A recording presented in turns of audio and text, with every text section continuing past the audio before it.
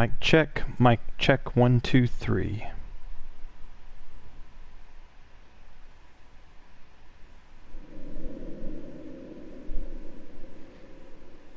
That was great, as in the volume is good and I'm coming through clearly.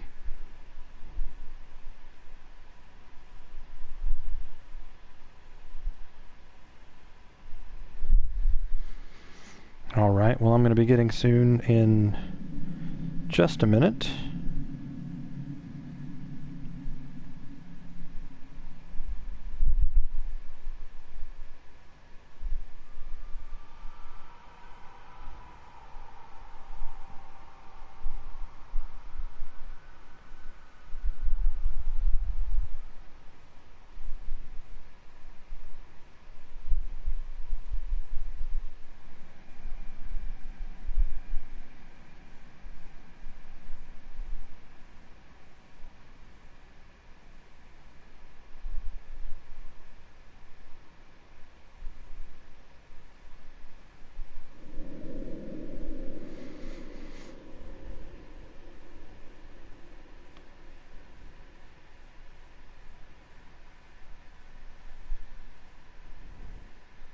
So the audio is not perfect.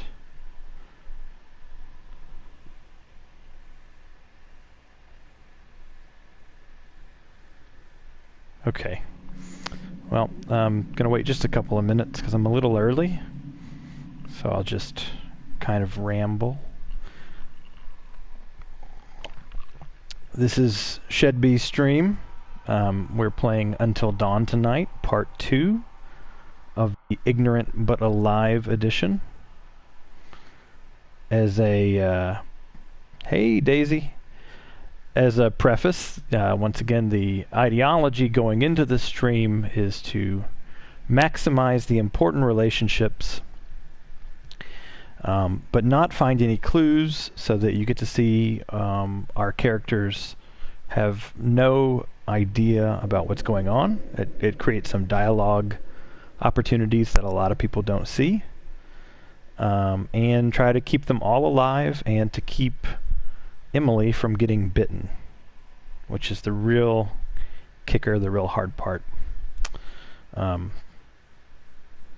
while I'm doing it, I'm planning on talking about narrative technique and how the game does what it does, and just insight that I have personally. Just to kind of create a dialogue. Horror is such a delicate atmosphere. It can pound you over the head with as many jump scares as you want, but it doesn't create dread, and it doesn't create the horrific or something that you might stay with you. So it's very delicate, which is why there are a lot of terrible horror games, because it's like mist. It evaporates. It's such an ephemeral goal. It's being evocative of a fear response, and there's nothing else that aims for such an intense reaction. Comedies are the closest because they are trying to evoke humor.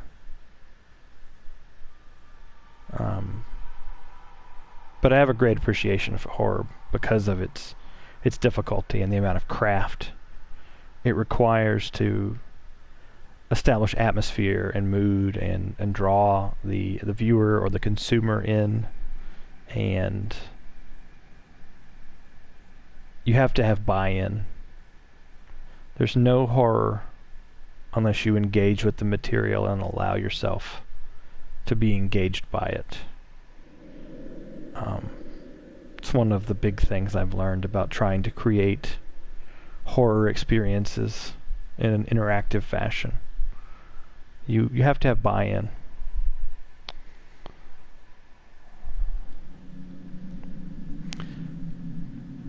Peter Stormare has an eye twitch in his left eye. You'll see it in the corner of his left eye occasionally. a lot of people criticize the facial capture in this game, and it is 5 years old, but I still think it's better than a lot of games today.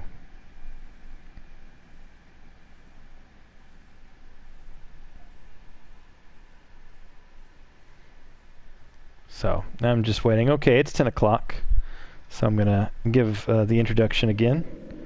Once again, I'm Shed B, and this is the Ignorant But Alive Edition Part 2. The goal is to finish the game tonight, and hopefully, good evening, Sawyer. And hopefully, steady hands and reflexes be willing, I'll be able to save Emily from a bite. But I have yet to do that. I have attempted it once, and my previous attempt resulted in failure. So here we go. Mario Kart Apple. I have not seen Daisy called Mario Kart. So here we go.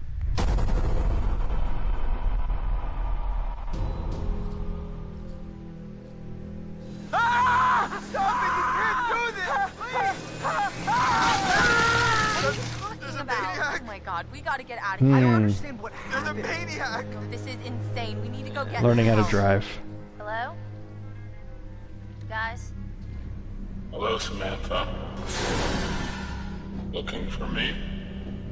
We should look for the others. Mike and Jess are off 69. And so here, who knows where Sam is. that Did you see the recap didn't launch? actually Why are we happen still because talking my about this? relationship was Go! high enough with Emily.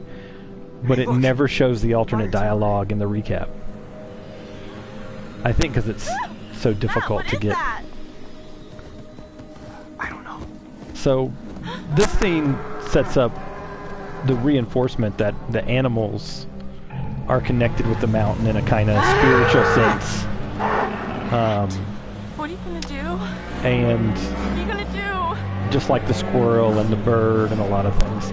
And the way to kind of improve your relationship and survive this is to make Emily relax. Check us out as all. No, Matt. They're gonna hurt us. The key with Emily is I have to get her to a high enough relationship so that when I fail to try to save her on the second attempt, she won't lose enough relationship to hate me in the end credits. Or to hate Matt, that is. She's not following at all.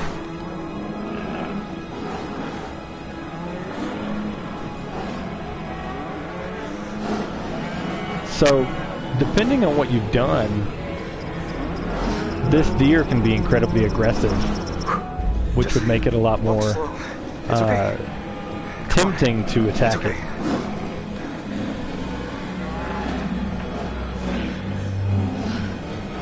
And they hop over these boulders, which effectively blocks you off from finding the phone clue later, which a lot of people miss. And then you get to play as Emily. And let's take a look at what Emily's stats are.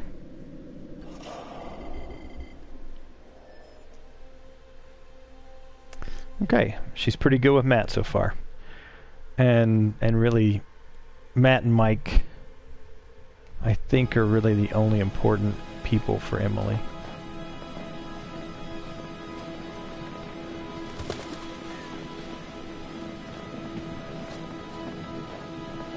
So if we one do manage to get someone on the radio, We will. then we tell them we need help. What do we do while we wait? We go back to the lodge and get everyone else. Oh god, not the lodge. We should stay here in case whoever it is needs to get back in touch with us. Let's get that radio working first. So one of the things I was going to say is having the fixed camera angles on Until Dawn that's really really allows them to frame bright. No shots kidding. in the kind of I most can't see. What is that? It's just a fear-evoking security way. light. Motion sensor, probably. If I wait here long enough, this motion light will actually turn off. But, you know, I'm not trying to delay the end of the game, so I'm not going to do that. But anyway, framing these camera angles can... certain people are fear of being watched. It's called scoptophobia, I believe. And they do it in such a way as to make you feel like you're being watched. So early on with Sam, with the stranger watching from kind of off to the side.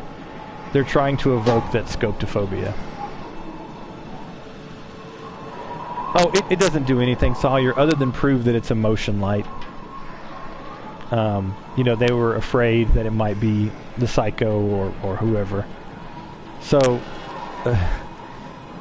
the reason that I've determined that Matt has to drop the axe here is so that you believe that whoever comes and tries to get into the trapdoor later uses the axe to cut the tower free.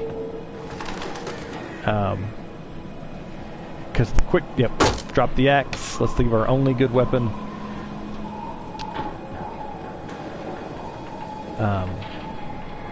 They don't want you to like think about other possibilities of who could knock the tower over. So Matt drops the axe, and if you windy all of a sudden. We're almost inside. And I question this comment from Emily. She's supposed to be like the smartest person in the group, and she doesn't understand that as there's less wind resistance, you get more wind. Yeah. So anyway, when the part comes where it's knocked over, it's very quick, and if you're not watching, it's hard to tell that it's a claw. It could easily have been an axe. And so that's why he drops the axe there. A lot of people question that, and narratively it's stupid. I mean, like, he could have carried it in his hand and climbed up the ladder, kept the axe, had a weapon, been A-okay, but it doesn't conform to what they're trying to get with the narrative. Yeah. So, once again, we're skipping all the clues. I am going to get the flare gun. It is the key to keeping Emily from getting bitten. So the two options to really make use of the flare gun effectively is for Matt to disagree with Emily before coming up here, and when she gives him the flare gun, in that case, he won't fire it off, and so he can have the flare gun and save himself if he tries to save Emily twice and falls to the next level of the mines. Or give it to Emily, you know, you can agree with Emily, which helps your relationship get up here. Have Emily take the flare gun so that she can protect herself from the Wendigo bite. But her relationship with Matt is going to fall a little bit when he jumps off to save himself. And so that's why it's super important that you got to build up this really big buffer so that you don't end up losing too much relationship with that action.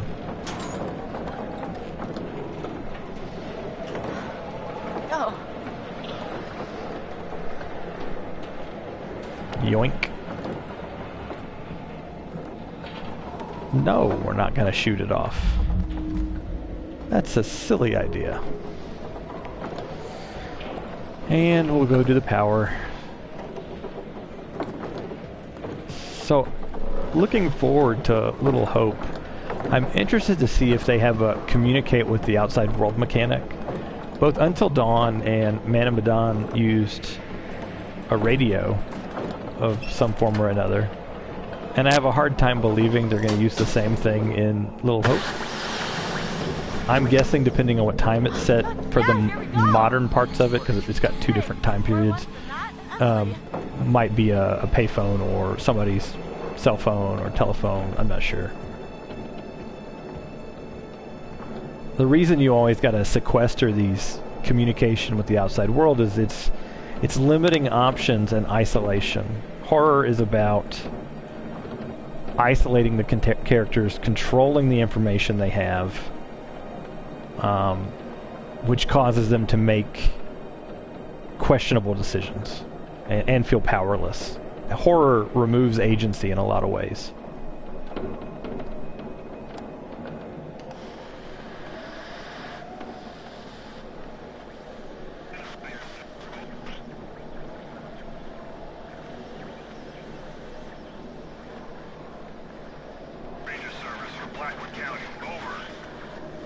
Hello?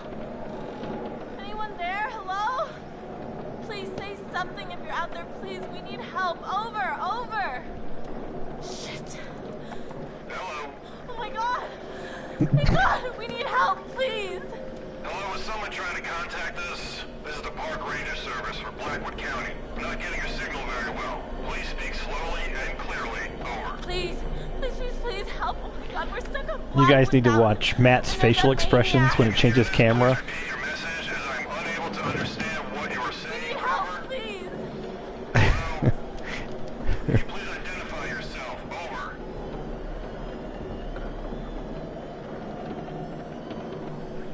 Oh my God, okay.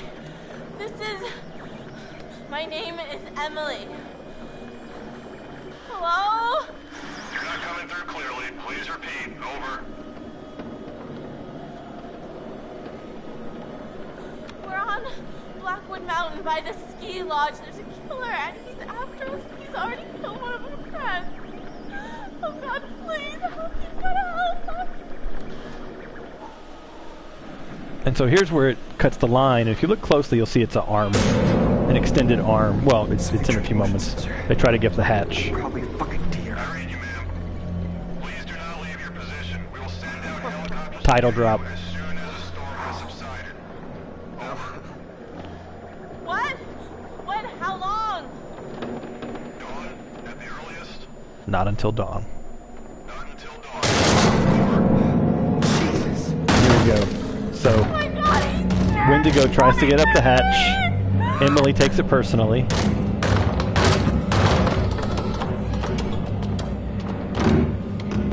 Then they go back down the stairs and cut with their arm, their talon.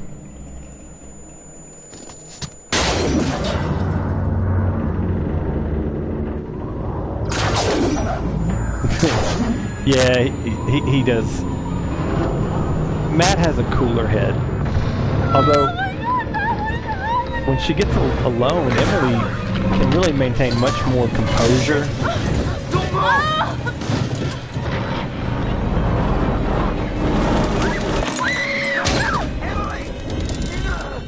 Emily! That'd be really terrifying, I have to be honest.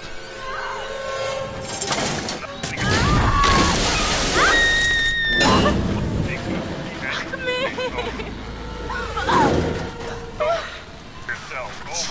Shit! Like a Printer. No, no, no! To give Emily credit, the amount of time that she's hanging onto there with brute force arm strength is pretty impressive. I could not do that.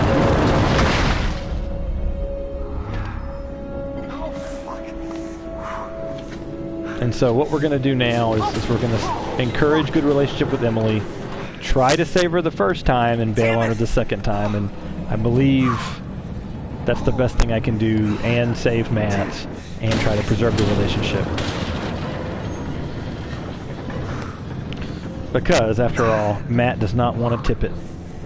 Matt! Oh God, Matt, This is help me, like please! the rising climax I'm of coming. Emily being This annoying. is pretty unsteady over here. Just Matt, her you facial gotta do expression, something right her now. tone, What are you and the waiting camera for? angle looking down at her when he looks Let me down. think.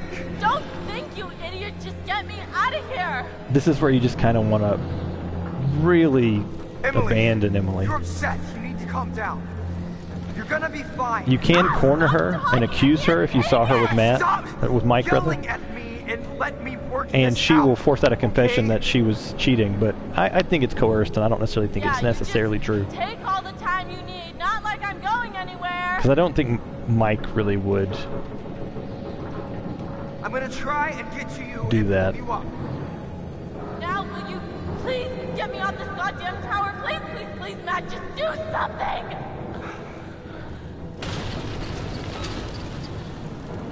I'm coming. I don't want to tip it. Oh, shit! Oh, Matt! I don't want to tip it.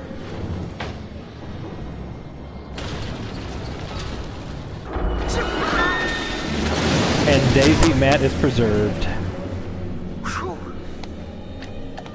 Emily!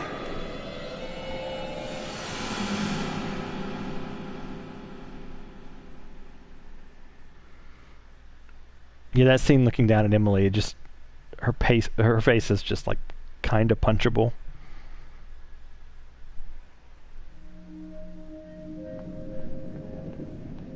She wasn't up there? I don't know, I didn't see her. She must have come down here. I haven't seen her either. So it's interesting because Chris and Ashley's relationship, in a lot of ways, does not matter at all until you get down to the point where you have a gun with her. Chris. Because after that, your relationship is either maxed or completely not there at all. I know how hard that was. Josh was your friend. Ashley, stop. No, I want to say, thank you. Thank you. Yeah, exactly. Okay, bye, Emily. Like, she definitely...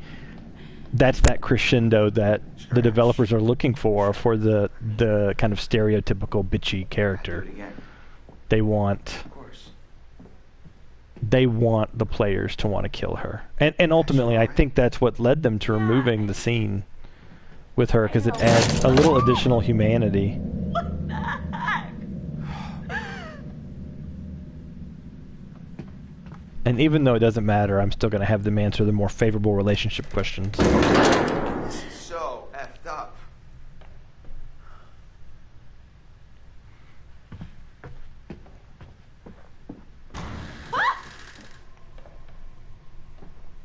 I need doors like that. Wait a minute. Did you just see that? Did I see what? That, Chris, that! What that was that? It was like a see-through shape, like a ghost. Oh boy. I'm serious. Why don't you believe me? I said I saw it. Doesn't that count for anything? We've been through hell tonight, okay? Your mind is fried. Well, I can kind of see mind is Chris's fried. point of view. I don't even trust what I've been seeing. He's also trying to, like, remove Ashley's agency. Although, in this case, insisting hurts their relationship. So, she concedes, which I don't know. is sad in terms of, like, female character empowerment. Ash, it's okay. You just we're both kind of out of our heads right now. I mean, we gotta pull it together, okay? You with me? One of the details that I like on this game is you can actually see the little Let's fuzz just keep our heads. on Are we her going knit crazy beanie. down here? It's the only place left Sam could be, Ash. I wish we could just go find everyone else and... What if Sam needs us? I What also if she's in would hate to trouble? be spattered in pig blood for hours.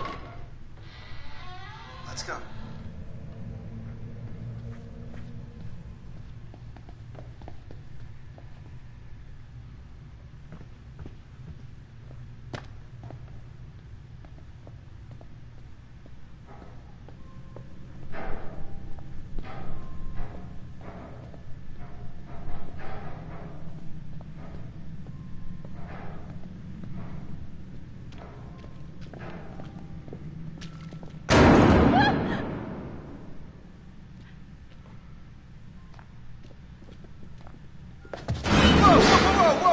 Whoa, you gotta be kidding me. What the hell is going on? Ah! Oh my god, that scared me. That rocking horse is in the opening credits. I don't think so. Yeah, I it's don't true, know. Sasuke. How did everything get so When I freaky was around here? a Doors teenager, slamming and candles lighting it out of nowhere, and that specter. Yeah, no, I hear you, What? Daisy, about fainting and dying. My mother has a blue and gold macaw parrot, Passing right by us. We could be seeing and I'm not when I was a imagining teenager, things. Yeah, well, I saw things too. my parents were about an hour away. I was watching my sister. We both had friends over, and the bird's talon had gotten too long, and it broke into the quick. And the kind of fast two-chamber hearts of parrots, the blood was pumping really fast, and Don't say that. it doesn't Please, Chris. clot naturally. And so I was in a situation where I had a bird which didn't particularly like me and who could bite really hard, where I was having to keep them calm so that their blood didn't kind of pump too fast while waiting the hour for my parents to get home to take them to an emergency exotic animal vet. And we were in, like, extremely rural Tennessee.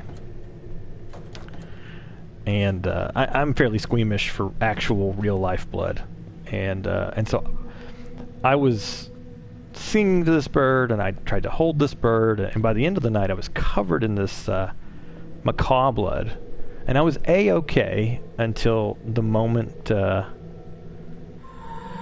we go. Until the moment my mother What? got home and took the bird, You were looking at your phone. got silver nitrate, which apparently is the magic Ash, calm down. the magic thing for stopping No bird ghost bleeding. here. And Ghost I of looked down what? and I saw You're myself freaked out because of covered what in happened this with Josh. We're not paying attention. almost I saw black it. I bird saw the blood, ghost, and it and looked like yeah, Hannah. I got really What? faint What? and started feeling really Jesus, sick. Ash, what do you think? They followed us up here from the seance? I don't know. Maybe. They didn't, because ghosts don't exist, okay? Oh, okay, who was talking to us at the seance? Also, Chris? using a I spear don't board isn't know. really a seance in a traditional sense.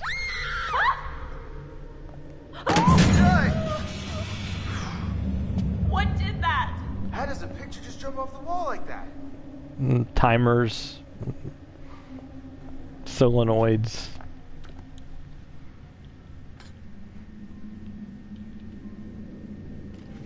I would at least wash my Here we go. hands. Oh my God. Yeah, I do love that line. Look there, Chris. You can't tell me you didn't see that. A lot of the That's, kind of silly internet just- culture Yeah, lines I don't they know, have, I like Emily saying unfollow and all that, Crazy.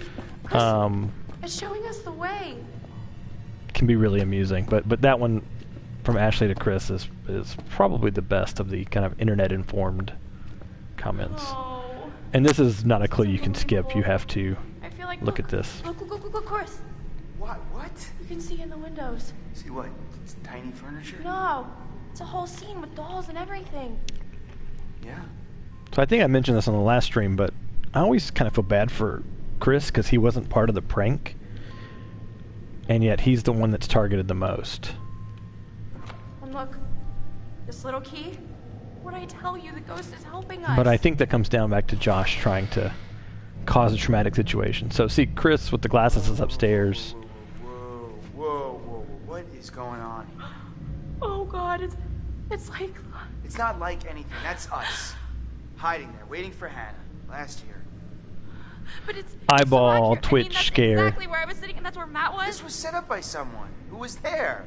Or someone, or something that was watching us. Maybe it's a warning. I think someone put this here to mess with us. No, it has to be the ghost. It's trying to tell us the maniac killed Hannah and Beth. I think it's this bastard that he's here trying to fuck with our heads. Why would he set this all up, Chris?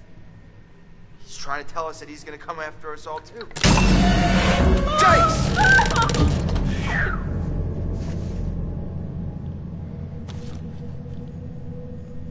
I don't think it'll let me put this down, no.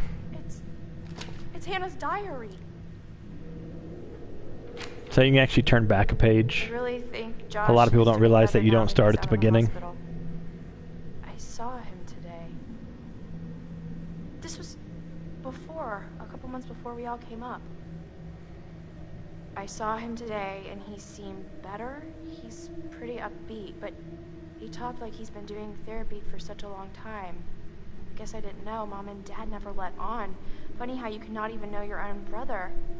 I kind of need a good cry thinking about how lonely he must feel.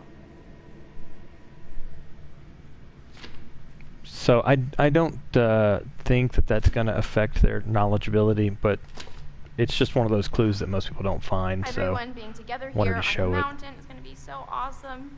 Cozy fires and hot tubs and OMG, Mike, I am so psyched to Also, spend some time with him. I can we can't talk read about this.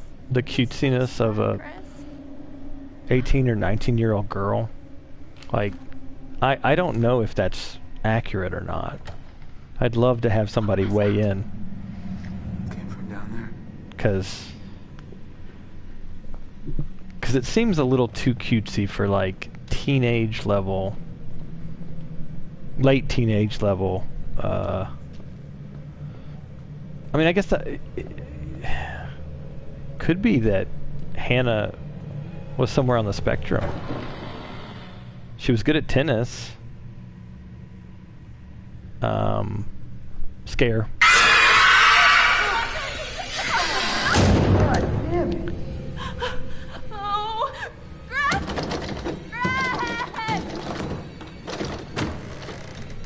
what was written again. The page that I showed you guys that hadn't been seen talked about Josh getting therapy, but on all of her like invitations and everything, she has lots of like hearts and balloons, and she, you know, it's all colored in, and lots of drawings of butterflies.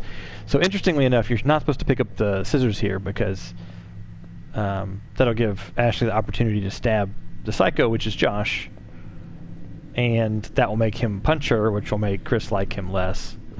And since they were best friends, Josh and Chris, I don't want to hurt their relationship more than absolutely necessary. Wait, there's a whole nother room through here. It's mammoth. Chris, I don't know if I want to keep going. Oh, here we get to some of the conclusions they're going to draw. This is some of the... Oh, that face? Yeah, you know, it's one of the least explained special effects of Josh's repertoire. I have to assume that it was some kind of, like, hologram or... Because there's no way it would actually pop up physically and go away and be so fast that they couldn't tell that it was physical. Kidding me? Did you know this was here? This is like a whole other hotel. I had no idea this was here. So you can find, if you get caught, you can. This is where Sam hid, and if you get caught, you can find the bracelet that she always wears. It's kind of a hint. Oh, you think that the cutesiness is fairly accurate, always in girl? Good to know.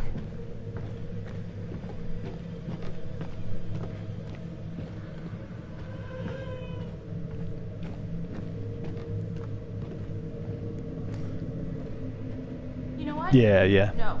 Thank you. I appreciate the I'm not going down point any of view. further into this nightmare, Chris. Ashley, I understand, okay? I'm really freaked out too, but if Sam's down there all alone with a maniac and we leave, we're basically killing her ourselves. So, you know, it's good to be courageous. God damn it. Builds up Ashley, so come on. Ashley is Why are you fairly always right? I'm not always. Well, when you're right, you're right. I don't skittish want as it to, is. I want to leave. No. So I like the Gotta idea of find building up her Sam. bravery. Let's go.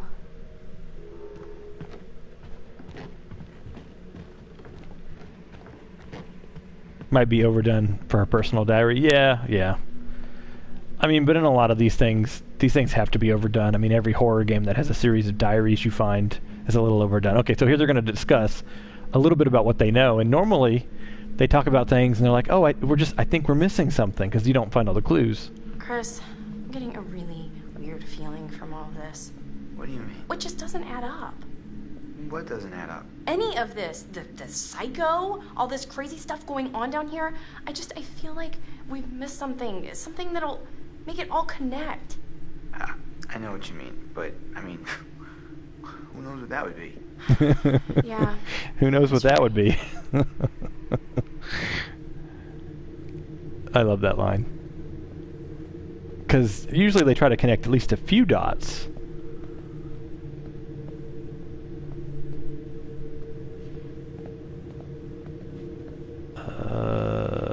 Is this the way? Yep.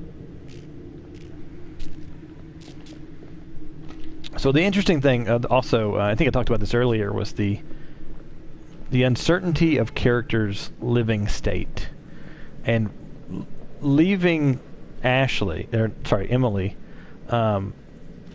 Most people that I've seen play it assume that Emily is dead, having been dangling from the fire tower and has fallen. They also believe Josh to be dead. Depending on what you do with Matt, they can believe Matt to be dead. So I'm not going to look at this. I'm not going to examine it. But this wall of clues, this is all determined based on who you selected as your least favorite character. And so I think ours is Ashley. They scratch out the eyes of the least favorite character. There are a few characters that don't appear there always. I'm going to skip the film strip room. And when you have the chance to get separated here, almost everybody keeps the group together. There's no real impact other than Ashley gets to see a little bit more. So I'm gonna I don't want to give her any Look at that. insight, so I'm going to have her follow him. But normally she would look through, she'd see the psycho, Let me see if I can get this. which is Josh, on the computers, and maybe get some insight. Oh, damn, this thing is heavy. Be careful. You gotta come through, Ash. I can't hold it. Come on. Chris! Wait, what? I think I just saw Sam over there. Ash, are you sure? I don't know, but come on, I think we should check it out. Well, I'm pretty sure whoever's bleeding came through here, okay? So we really gotta get moving, like now. Okay, yeah, you're right, I'm coming. Oh, thank God. And then whatever you picked as your kind of scary of the three, zombie, scarecrow, and clown, is the dummy you're going to find. Dead pigs. So many dead pigs.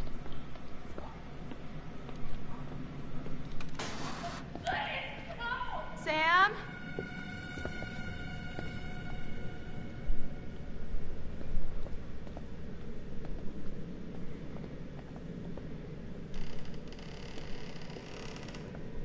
Oh, Chris. Oh, no. Hello? Sam?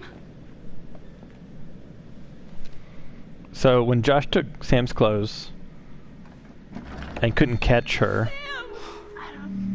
he dressed the dummy up It's a dummy. and then left her backpack on the Why is it doorknob. dressed up like Sam? I don't know. Why would someone dress up a think dummy like Sam? Chris, I don't know. The and I'm kind backpack of is a real freaking plot out. contrivance to Sam? allow Sam to get dressed Crazy, again. this is crazy.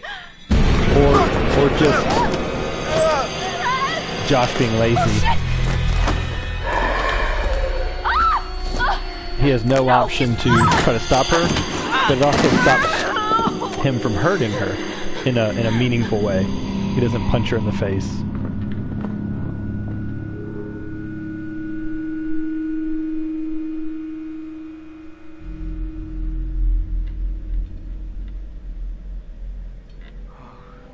Shit. I really appreciate how you can't quite settle on movie genre, Ash? because the Josh parts with Chris and Ashley are channel so much of that I Saw murder his fucking face off. torture porn kind of What is this? mentality. The chains, the This hooks, is the guy who killed Josh. being strapped, saw blades, Murder piece of shit.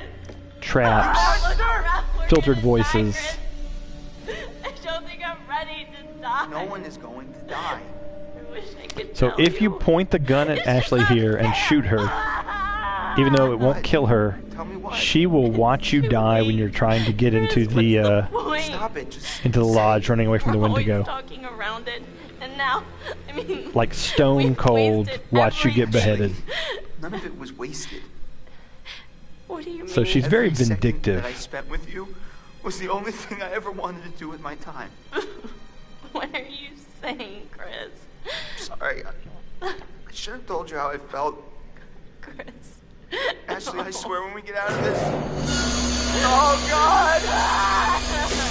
Ashley, okay, God, I won't let you die! So a lot of people find the totem, which shows My special Chris putting the gun down, Shit. Here. and a lot of them, Scared. Oh, you should be, Ash.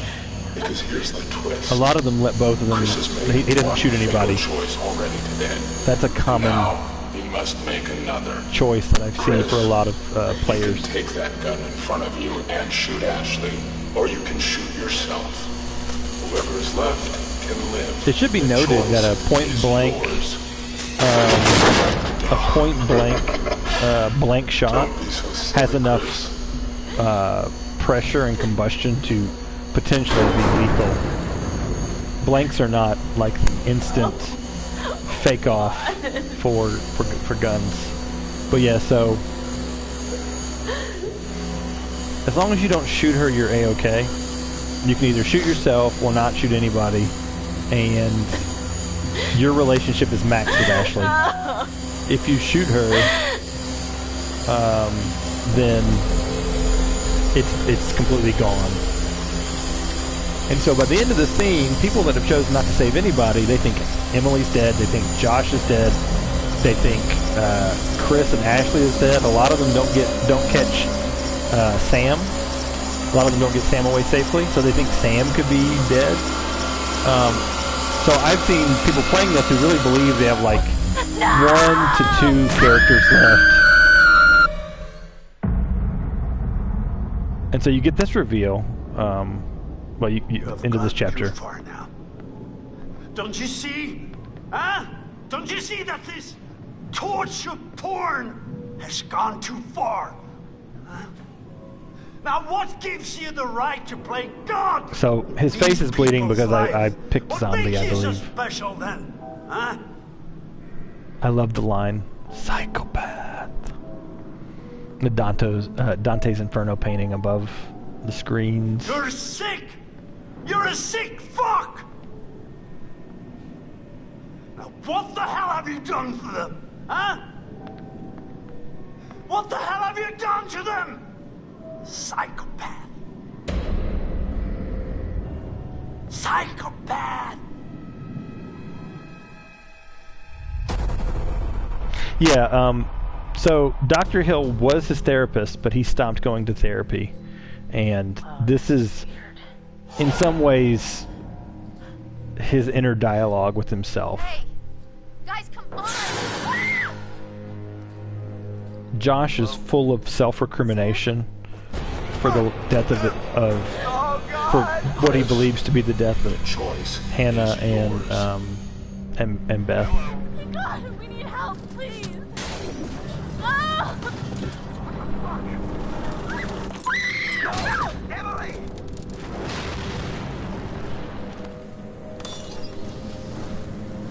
So this gets to cut to Sam in her super towel again. Since she got since she got away. Chapter 7, Violence.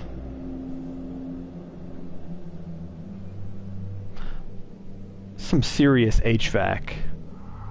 Like, I always want to know where these buildings are that have... So I do like the fact that the towel is completely filthy now.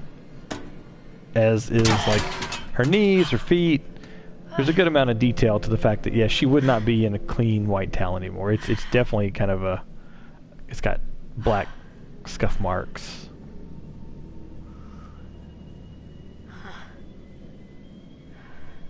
And so, in this portion of the game, you really find out about Josh's mental health history. There's a big bill, there's a conversation with Dr. Hill, there's his murder machine plan. Let's see, where is the murder machine plan? I forget where it's at. That's the phone with the conversation with Dr. Hill.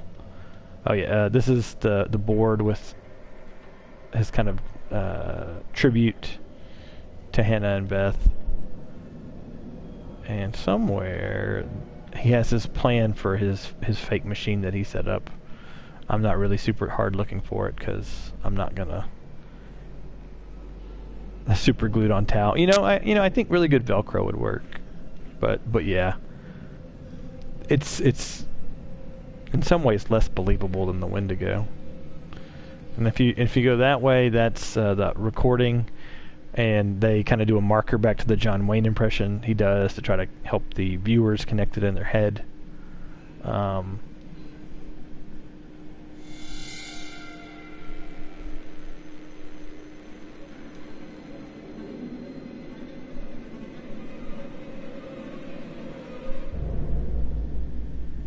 And this whole section is not accessible unless you have Sam escape.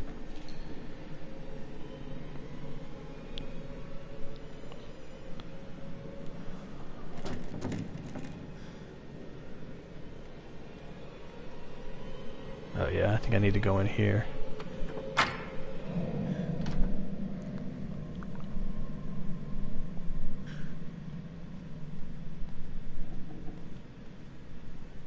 So it's fairly trashed. It's where he kind of ambushed Chris and Ashley. Mike with all fingers Mike, intact. what are you doing down there? There's a... Oh my, thank God you found me. It's okay. It's okay. You're okay? So how'd you get down there? Where's Jessica? So I'm gonna say how'd you get down there because I don't want to bring up I don't Jessica to understand. Mike How who did thinks you she's dead. Get here, how'd you find me? There's a fucking maniac up here on the mountain. Yeah, I've noticed. He lives in this, like, web of tunnels. I was down there trying to get out, and then I found this grate, and I saw you. Listen, this guy who you're talking about, he attacked me. He showed me these videos too. And one of them showed Josh being killed. Just ripped apart by this huge fucking saw blade. Jesus Christ. What the fuck is going on around here? There's a door here. It won't open. Can you unlock it from your So side? notice she didn't infer that Josh was involved because she missed all the Josh's clues. If she had found any of the clues about Josh, she would say, oh, I think Josh is involved somehow. But she doesn't quite make the intellectual leap that he is, in fact, the psycho.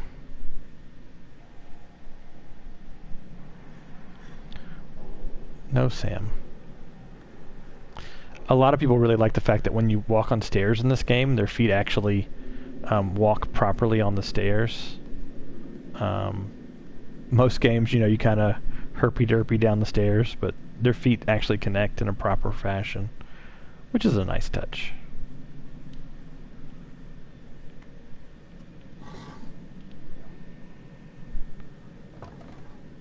I need bars for my door. You look terrible, Mike. Jeez, you look like hell. Nice to see you too.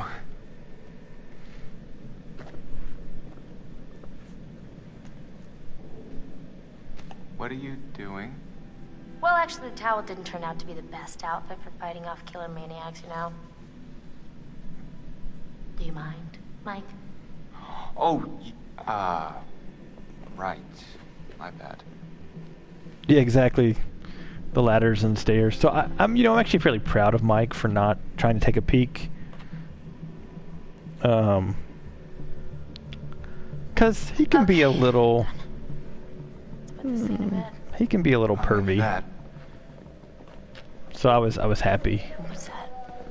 Sam is our kind of final girl, the one that's innocent and, according to slasher tropes, has not kind of committed any of the sins that would get her killed, and so keeping her isolated by not having Mike see her naked, even if she kind of wasn't naked in a horror logic kind of sense. Oh, Chris. What the fuck? You've heard of blanks before. I mean, really?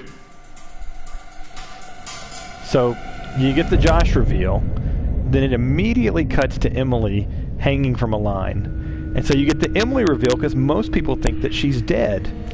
And so it's like this 1-2 punch that's it's what I look forward to watching on any streamer's playthrough, particularly ones who don't have any of the clues to get Josh. Damn it!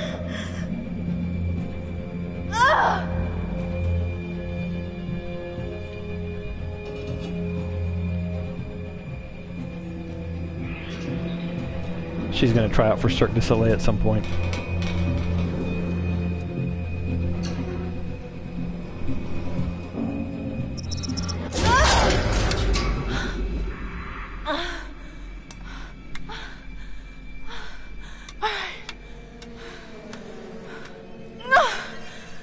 I do think she definitely lacks common sense, even if she's resourceful.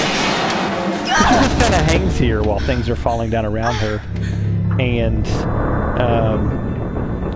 gets her leg injured in a fairly substantial way, all things considered.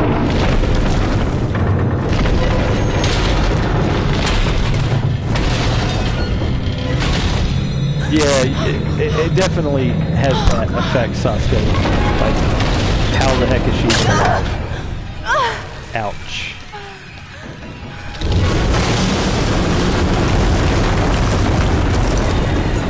But it's this great, like, almost pulling the sheet off the magic trick. Josh is alive, which gives you doubt about everything else that's happened. And then Emily's alive. Oh, God. Here goes $600. Better be worth it. I look great in that top. Such an impractical use of money. All right. Now we're talking.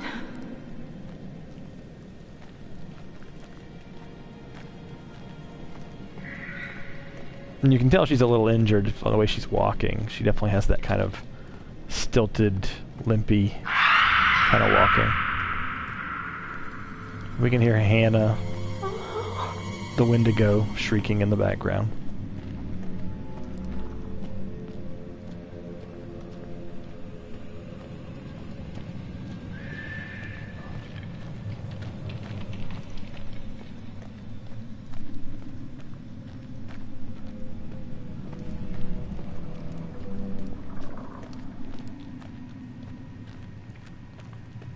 Yeah, exactly. The 600 top made me dislike her even more. Yeah, I can agree with that. Like, that's...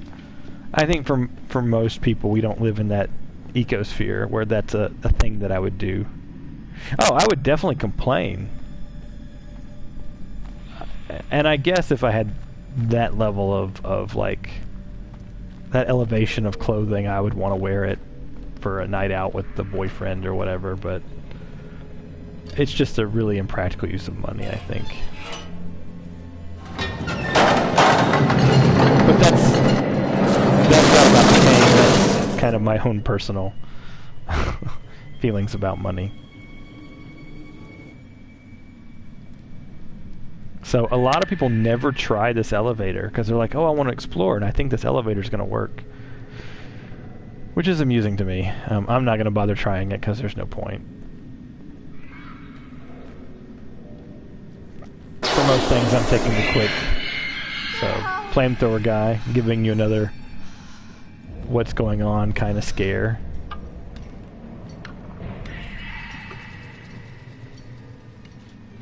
Yeah, exactly. Night out with the boyfriend. I mean, she's got the nice coat. If you know, you have the bonus chapter, you know that she has like the negligee, lacy underwear. So that's definitely was her plan. Oh God! I also think she overreacts at these skulls.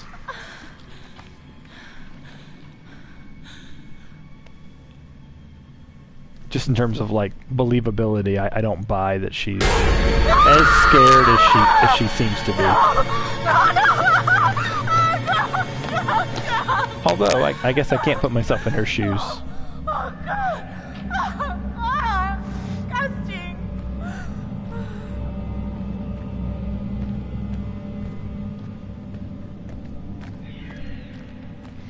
The voice actress for Emily loved getting to play this role because she said it was so much fun to kind of play the really unlikable bitchy character.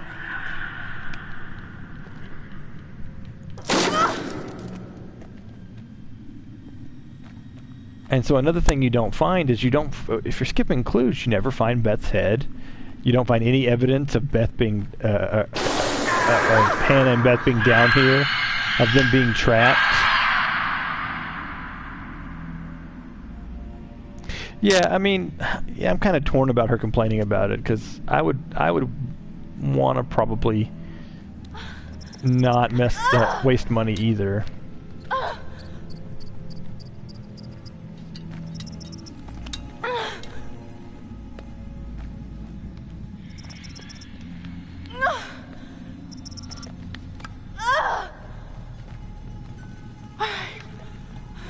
Just glad this ladder didn't break. No, your life's definitely more than $600, and she totally, without hesitation, ripped the top up. I think it was more in kind of memoriam, because I imagine she doesn't just have like $600 pieces of clothing for all of her attire, even if they're all kind of rich kids, which is, you know. Only implied, never stated outright.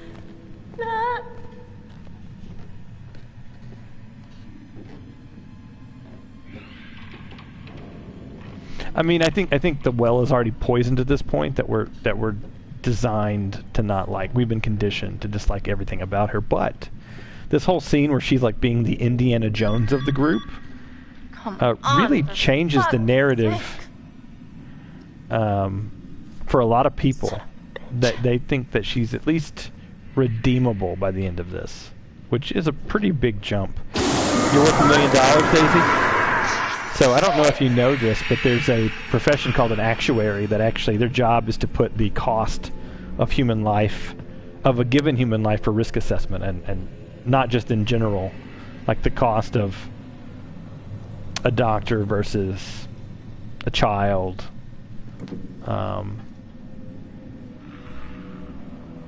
I don't know what those values are.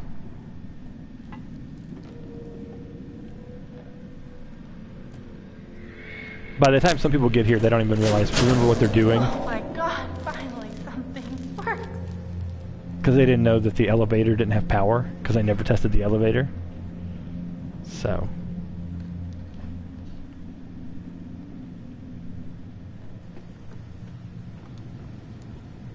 Just going back the way I came. Nope, it's this way right here. There's a couple of these transitions for Emily that I'm always kind of like, which way do I go? I think I mentioned in the last stream that I have absolutely no directions in, so anything I know about this game is memorized and not intuitive. Would pick up that shovel though.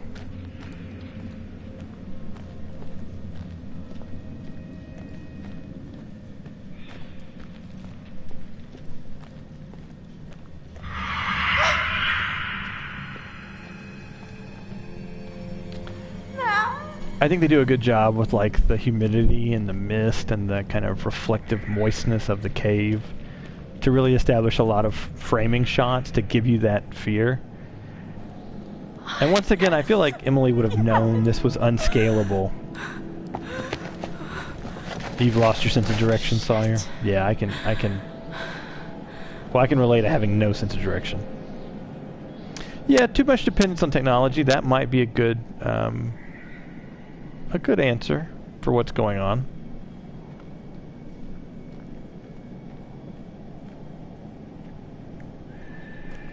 So I'm pretty much just skipping everything. She has no idea about anything. Oh, that's the wrong way, I think.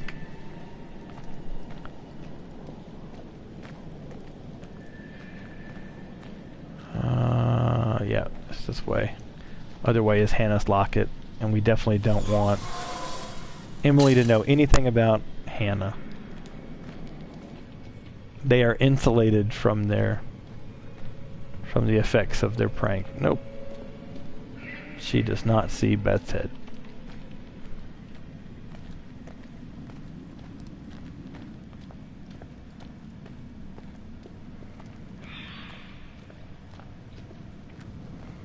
I might eventually go back through Until Dawn on stream and do a completely awful to each other, all the kind of asshole decisions.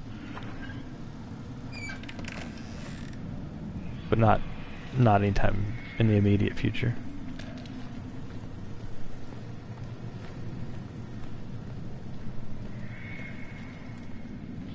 So we're back in this room, the elevator's here. Get on the elevator.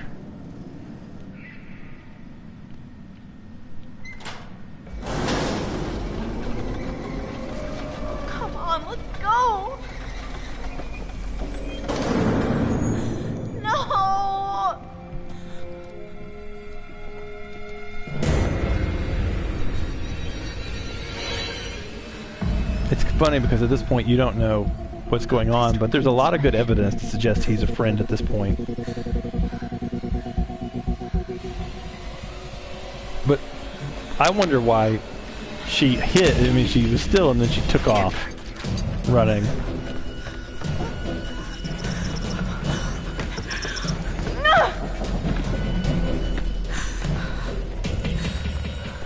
So a lot of people throw this torch.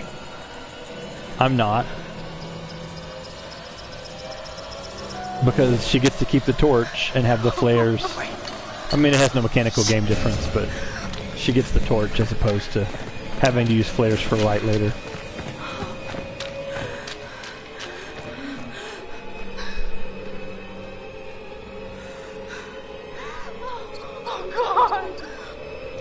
I love how this hide is kind of implying that you have a chance to hide or that you're going to have a don't move. And she's just like, I'm so well hidden. And they reframe the shot and he's just like, there you are.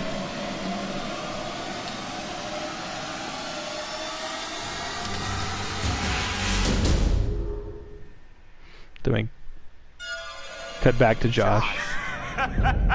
Josh! Josh. Oh, very good. Every one of you got my name. And after all you've been through, good. I mean, how does that feel? Right? How does it feel? Do you enjoy feeling terrorized, humiliated? I mean, panicked? all those emotions that my sisters got to feel once 1 year ago? Only guess what? They didn't get to laugh it off. No, they're gone. I don't know if you noticed this, Josh, but none of us are laughing. Oh, come. Why the long faces? Come on. It's good to get the heart racing every now and then, right? And race, they did. I mean, every one of you just pitter-pat, pitter-pat. I hope you appreciated my little phantasmagorical spectacle. I mean, no detail too small, no opportunity missed. It was such a delight to play the puppet master to all of your Pavlovian panic. And all that gore, there was gore galore, fake bodies. I mean, God, that shit was expensive. And no retakes. Nope. Only double takes. Oh, you should have seen your faces. Hook, line, and sinker for every little stinker. Josh, why are you doing this? Yeah, don't even ask this squirrely little runt. He's got no clue. He's out of his fucking tree. He's definitely off his meds. Oh, come on, you guys. Revenge is the best medicine. You're done. Mike, he's sick. What? Come on, you guys are all gonna thank me when you guys become internet sensations. Wait, what? Oh, you better believe this little puppy's going viral, ladies and germs. I mean, we got unrequited love. We got blood. I don't think there's enough hard drives in China to count all the views we're gonna get, you guys. What are you talking about, you asshat? Jessica's fucking dead. What? Did you hear me? Jessica is dead. You are gonna fucking pay, you dick! So his comment about hard drives in China is a real disconnect for any techie, because holding a number is... Guys, come on. It would be a really, really, really crazy, big number. You know? Like, shut up. More Chris, than... Bro. I'm not your bro. I don't even know the order of magnitude Where that the the number would be, You up, bro. but What? orders of magnitude more than humanity. Before we call the police in the morning. Come on.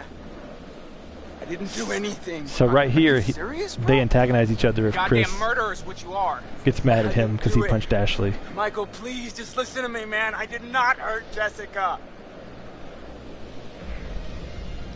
I don't remember which one is... I think scolding is probably better. Are you insane? Like really? Do you not understand what you've done? I'm a healer, man. I bring people together. Not like you assholes. That's enough. And as funny as the scene with Chris knocking the gun out of Mike's hand, the better answer is not to do anything. You're Stop talking. You are dude. It's not my fault. You suckers can't take a joke. Oh wait. Did I hurt you? Did you feel a little bit of pain? Right now, I am so sorry. Stop it! Jesus, dude. Stop! Michael, I'm sorry, man. I can't tell you how sorry I am that something happened to Jessica, but I swear to you, I have no idea what happened to her. So, gonna have Chris be skeptical. Shit, Mike, this... Because he's gonna believe Josh. Are you joking? I'm just having a really hard time figuring out that he would do anything to hurt Jess. I saw what he did to her with my own eyes. This is her blood. But can't we all just get along? Damn it! Not dicking around. No, this is not how it's supposed to go down. You're just a bunch of bullies. You can't hang out a guy just to try like this, guys. Huh? Not like you got the guts to really do anything about it anyway. Josh is only kind of tenuously hanging on to some of his impulse control because he's kind of vacillating between trying to be in control and losing it. I'm gonna have Chris not be aggressive. Stop it. You're the biggest coward there is. Uh-huh. I did something. I made you believe in the world I created. And I showed you parts of yourself you were too afraid to visit. You manipulated us. You tricked us. You hurt your friends, and you did it all while you hid in the shadows. You're a coward, Josh. That's all you are.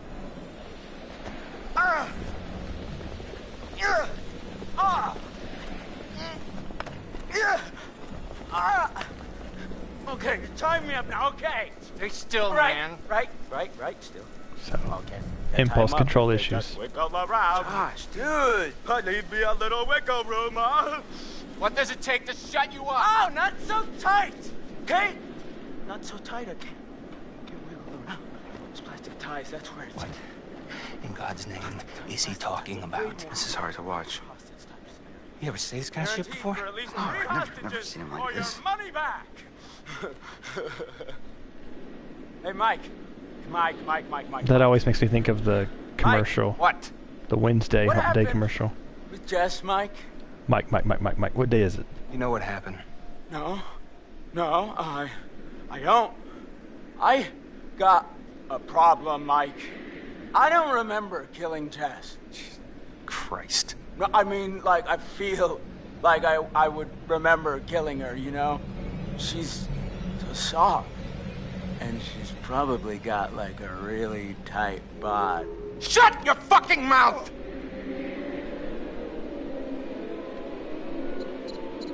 So you just kind of let this happen and nothing happens. You don't kind of get on Mike's side. You don't antagonize Josh. Ah! You guys are the worst! What? Oh, come on! Hump Day! You expect me to believe you're gonna shoot me? Oh, just little old me tied up here, helpless. Why don't you go back to the lodge? Make sure everything's all right. I'll stay here with this lunatic until the morning. Oh, sleepover. Can we order pizza? You sure you're okay? It's really kind of I wanna sad know considering everything's fine it's back a lot of it's brought from his withdrawal from You're right. medication, coupled with his own See you in the morning. mental health struggles.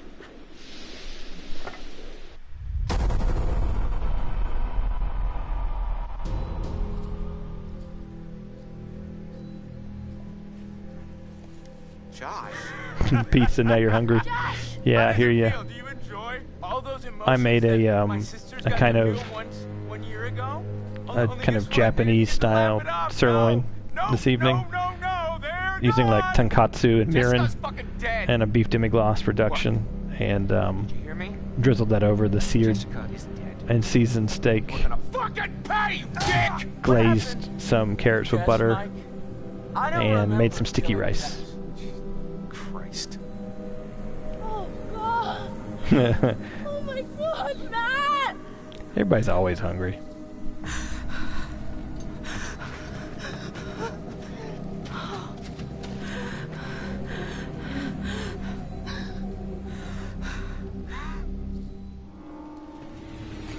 Revelation. 3 hours until dawn. Sawyer, it's all in the framing. It's all marketing, like 50% marketing. So there's hand to go right there. The hand I went to go. Use these! Get the hell out of here!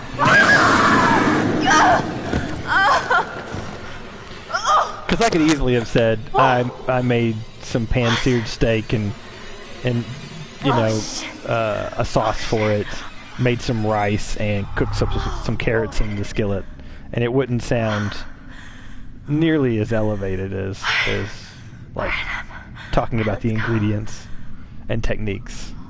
All right. So you see, she gets to use the torch now because I didn't throw it at the puddle of chemicals, which I kind of like. I don't remember the way. Nope, that's definitely the way to a clue. So one of the interesting things that you can track as a through line to the story is that Billy Bates was a miner and he cheated on his wife with someone in Calgary, and he was one of the main ones that turned into the Wendigo in the asylum. If you put all the Billy Bates clues together. And I didn't catch all of them right away either. You have to have really kind of played it multiple times or have a good eye for detail.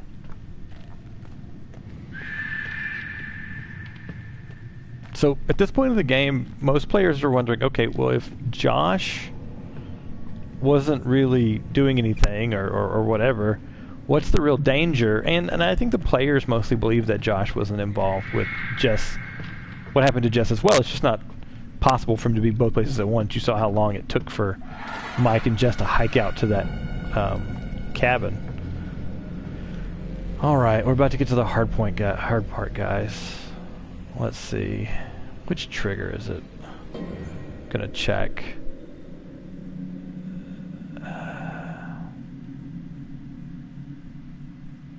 Of course it doesn't tell me.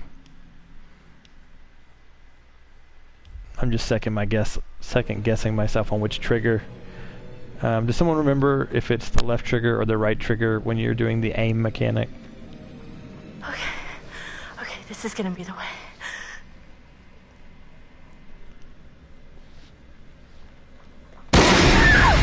Shit!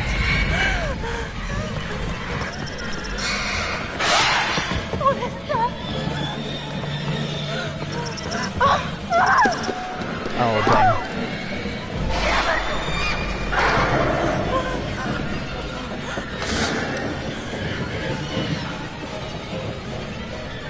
Moment of truth.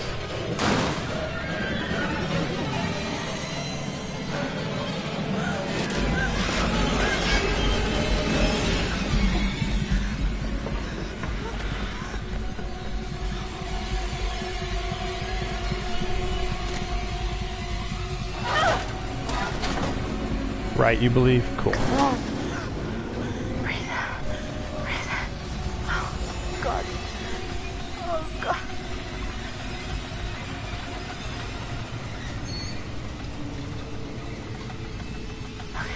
Okay. Snap out of it, Em. Shit.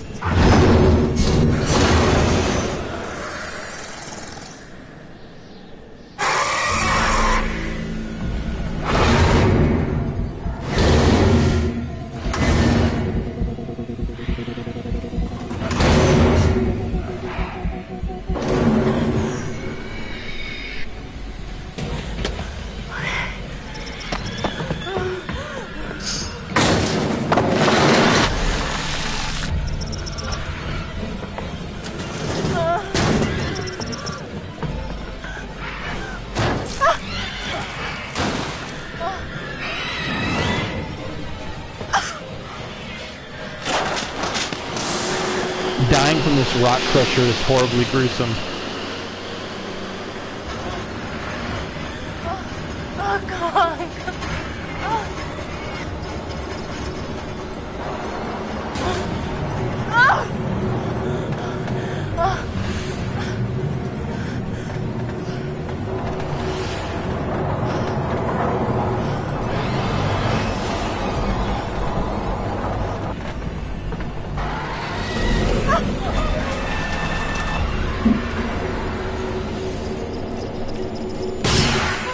Boom! Did it! Okay. Oh my goodness. Whew. Oh.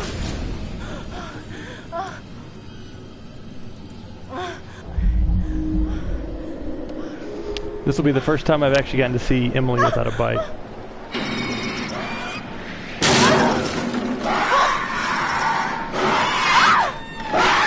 Suck it, Hannah.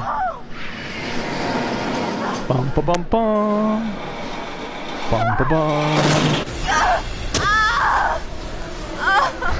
Thanks, Daisy. I essentially abandoned the playthrough when I missed it last time, about 3 months ago.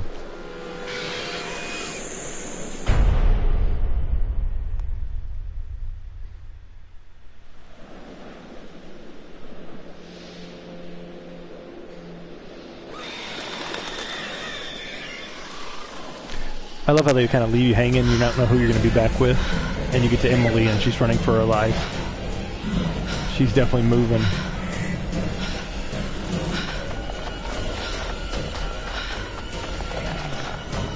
This particular trail has a lot of movement up and down it. Crap. What now?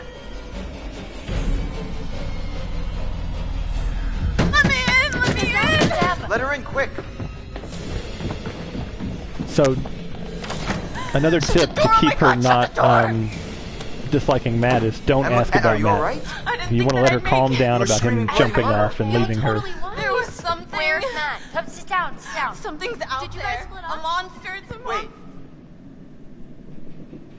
And so I think asking if she's okay Fine, is... I don't feel anything. I just need to calm down. It was moving so damn fast. What? I just had to get away. Away from what? There was this thing, whatever it was. Em, you can relax. Josh was messing with You're us. not listening to me. Em, can you tell us exactly what happened? I am trying to tell you. We were climbing up the tower and it fell. The whole tower just fell right into the mine. Whoa, whoa, whoa. What mines? There are these mine shafts all over, running under everything. When the tower fell, we ended up down there. I don't understand. The tower fell? How'd it fall? Listen, in the tower there was a radio. And I haven't heard got any of the through to ignorant someone, but then that was conversations, right when the tower or many of collapsed. them after this, so Em, I'll be listening You made to a little bit more of the dialogue. Barely. what about Matt? We're trying to figure that out. Yeah, and then there was this monster that was chasing her. She's all messed up, guys. Emily? Hey, Em? Whoa. And so Mike and M's relationship won't be zero because she didn't get a bite, and she won't Jess. kind of Sorry, man, but who is it? slap I don't know. Ashley, Just check it out. push Ashley, I got your back. and it keeps Ashley from being as annoying as she was.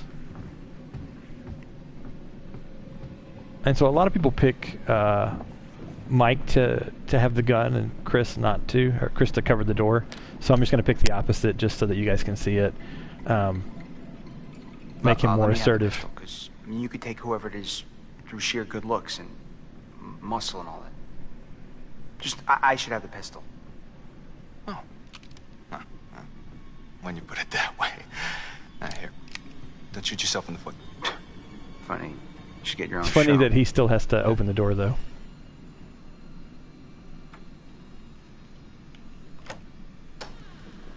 Ah, shit! Hey, Chris, hey, shoot him! Freeze! No, you can't. Yes, you can.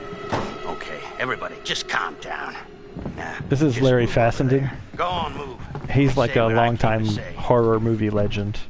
I'm here And to he tell actually made a you movie about the what Wendigo you're in the up against 90s. back on this mountain. You should never have returned. You should never I don't have know what you returned. did after what happened last year. You The mean guy we that hit knows him the back? things How always did you know without dies. being involved? Or responsible? You hold on to your horses. I don't take kindly to you kids coming up here to my mountain. Your mountain. Huh. I'm sure the Washingtons would be very I surprised don't know what to hear happens that. if you shoot him, Daisy. I actually don't. I imagine it Mountain doesn't don't work, belong to me, it's true. because this is But the it reveal of don't the game. belong to the Washingtons. This mountain belongs to the Wendigo. Who? What's he talking about? The hell's a Wendigo? Let's hear him out. Not like we have a choice. Now, I'm only gonna tell you this once. It doesn't matter to me if you believe it or not. I got reasons I wanna get it off my chest. I really like his See? character. I told you. He's guilty as shit. Guilty It's a as shame something. that Chris didn't clear his line of fire, because it's totally Chris's There fault that he died. is a curse that dwells in these mountains. Should any man or woman resort to cannibalism in these woods, the spirit of the Wendigo shall be unleashed. Oh, crap.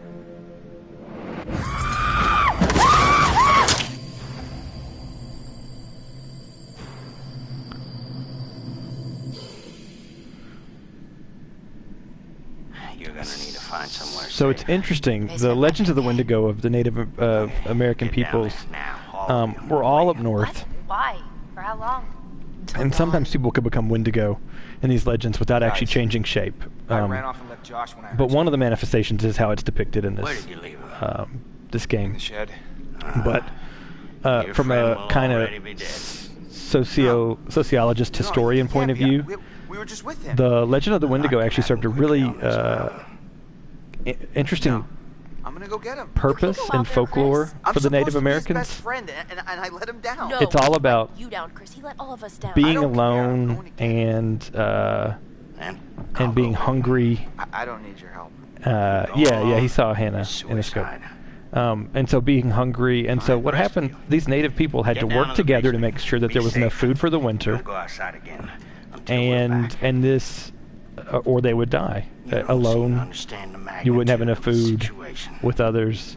Well, So this legend reinforced that hard work, let's get the food together, let's have enough food for the winter, and it kind of reinforced that social behavior. Kind of an influential boogeyman for those peoples. It's interesting, literarily and from folklore point of view.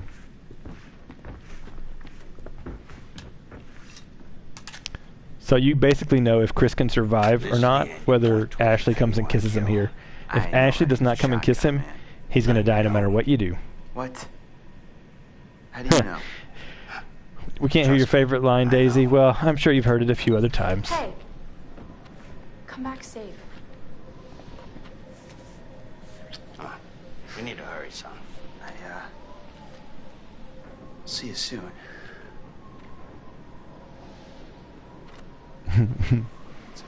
So tell me, you're the expert on these things. It's kind of interesting because the what's the guy got to know? the actor playing that character is kind of the expert on those things. He kind of brought Wendigos into popular culture with his early like 90s movie, and was influential to Supernatural, which had the Wendigo. Well, you'll be shooting it a long time. You mean this thing won't even kill it?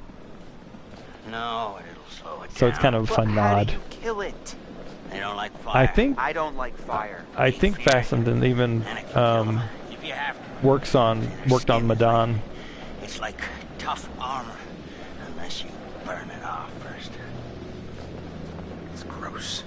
So when we go to stay still and then he says run, Well, I want you what are guys these to, things a lot like? of people don't realize this, I want you really to pay attention to what Chris does and where the flamethrower man's flamethrower is, because essentially Chris runs out and freezes, and that causes the stranger to have to cease his kind of flamethrower output, which is what leaves them out in the open.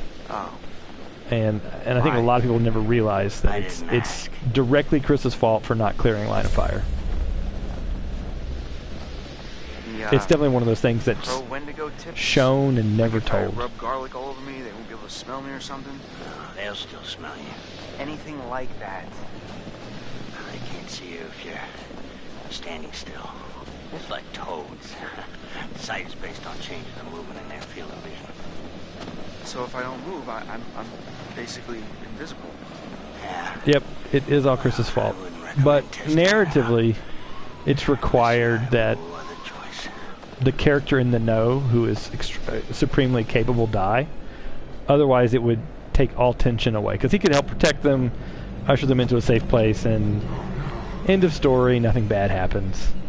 What happened? So from a storyteller point of view, he had to die. And unfortunate. And it's really tropey. Like, 9 out of 10 people see him come on, give the reveal, and they're like, yeah, he's not going to last very long. We gotta find Josh. He could still be out there. First, the Wendigo. So it's interesting. He says this. He'll render you mobile, which means you're not dead. And every single one of the victims we see that is eaten or whatever is killed. The only one that they kept alive was Josh. Your organs, one piece at a time. So the lodge then. Either a misunderstanding of the stranger or a continuity error.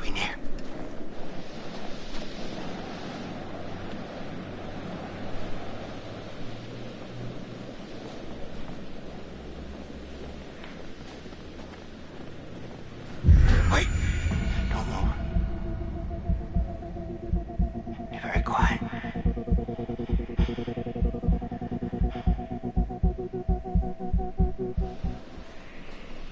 So yeah, watch the flamethrower exchange. Run! Go! Now! Now! Oh! Back! God damn! We're right out in the open. Gotta get out of here! Oh my god, oh my god, oh my god, oh my god!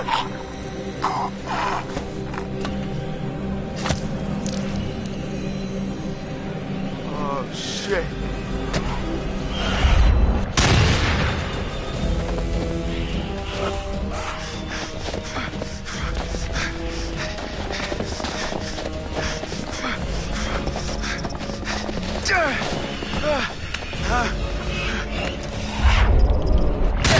Suck it! Oh! That's where he hurts his ankle, by the way. A lot of people don't realize that this is where he hurt himself. Oh, shit.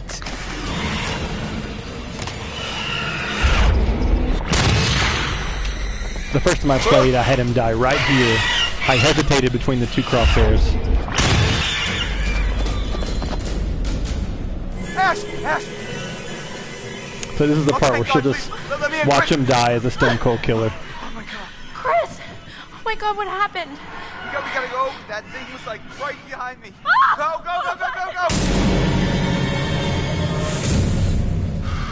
Go! So in this, so you can actually catch the Hannah tattoo if you do frame by frame on this, according to Reddit. I have never done it. But so this thing will have the conversation where Mike describes how terrible it was in the asylum without actually knowing about the miners, and will not have the bite scene. So this is, some of this is new, some of this for me, and some of it's not. Chris, where's the flamethrower guy? Yeah, he... I love that's how his name. It's the flamethrower guy. The thing, it tore him apart. Right in front of me. Oh, God. Alright. These all the doors? Yeah. Are you sure? What are you looking for? Another way out. Mike, look, I really don't think that's a good idea. We should stay put right here until dawn. At least we're safe down here. Oh, yeah? All wrapped up like a little present with a bow on top for that thing to tear us apart on Christmas morning? People will come for us in the morning. I think Yeah, one sounds so super sure. Wendigo is That is what'll happen, less of a right, danger Em? than Yeah, I mean... a bunch of minor right? Wendigos and one Well, you can wait. big I'm Wendigo. leaving. Mike, there's no key for the cable car. Josh. he's She was gotta still holding her have shoulder, even though Josh? she didn't get his bit. dirty little tricks. Great, great. If that Maybe that's just fucking a thing got a hold of nervous, Josh, probably just an then artifact of them not. we're shit out of luck. I don't know, Mike. It's possible. What's possible? It may have taken him down to the mine. What? I saw some horrible stuff down there. I think it's where that thing lives, and... Huh. Here we go with his Mike's description of the Em, what? sanatorium's coming soon. I'm gonna get that key right from that thing's goddamn bedroom, and then I'm gonna get us all the hell out of here.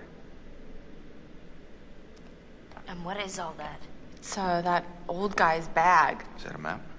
Rip. I was prepared for Flamethrower guy. anything. Not everything. quite. Not quite. What is this place?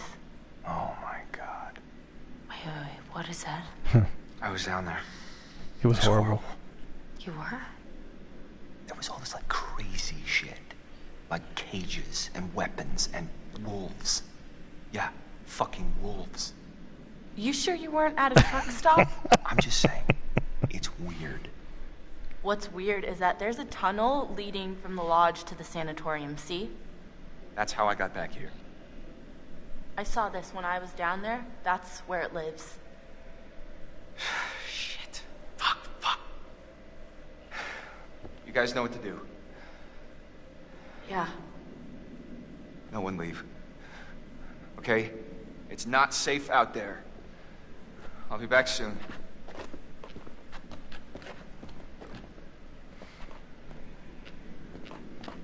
It's a much different scene with the big confrontation and all the awkwardness. Although Ashley's still moving around like she did something wrong. So they clearly didn't put a lot of effort into expecting you to miss the bite, since it is I thought that a rare he was gonna help us. event. Flamethrower dude? Now we don't have a chance. Like she's still looking really Gotta- cagey, just me and like she you. did something Gotta be wrong, tough.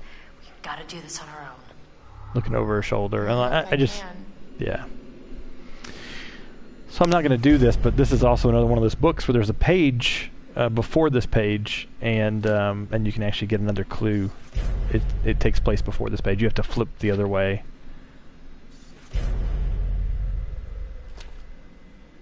I guess if you don't confront Emily with the bite, then Ashley does not read these pages aloud. Which is one of the most annoying things for people, because they're reading them and then it interrupts. Ashley reads each page. It does it for each page. I did not know that. Oh no, What? no. What is it? What does it say? I'm curious what it says too, because you didn't accuse anybody Let of me see anything. that. And I don't have a moral dilemma. Shit. Oh. Maybe she was saying, "Oh no, no, no," about the Wendigos in cages under the sanatorium. Now. And so that's why they left. They want to warn Mike, because nothing up until this point has really indicated that he's captured him. I think as the audience we can put those pieces together, but not Mike. You should have listened to me. Because of your choice. One of the things is Dr. Hill's office is based on where Josh is physically when he has this kind of internal monologue. Because you couldn't lift a goddamn finger. She interrupts everybody. Always in girl. I've never seen her not do that. But this, of course, is the only time I've not seen her accuse Ashley of turning into a Wendigo. You left your poor sisters to die. And so, see, this is where he is being self-recrimination. Paralyzed by your own self-centered fear, while a real threat was close. He's projecting this blame onto his idea of his therapist. It's all about you. Here, have this tissue. Psych. Your game has gone terribly wrong. And your friends, like your sisters, have deserted you. You're all alone. Can you feel how cold your loneliness has become? I love that line. Why did you hurt them? Loneliness is such a very cold Nothing thing. to you, and yet you despised her that much? Ashley did nothing to you, yet you despised her that much because I picked Ashley. That's interesting. Yeah. But they didn't hurt you, Joshua. Not intentionally. They made a stupid mistake, and a terrible tragedy befell your sisters. They did not intend for that to happen. It just did. And they were sorry, at least, until you subjected them to your night of horrific torture. I'm gonna have him say it's sorry, because I like contrite Josh. It's not too late for atonement. And that your friends, if they still are your friends, can save you from something even worse than death itself.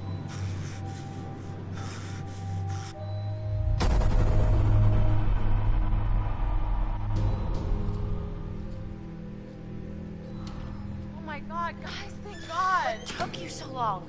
It's not so good up there right now. He's gone. We're too late. Shh, quiet. Yeah, Wait! Don't move.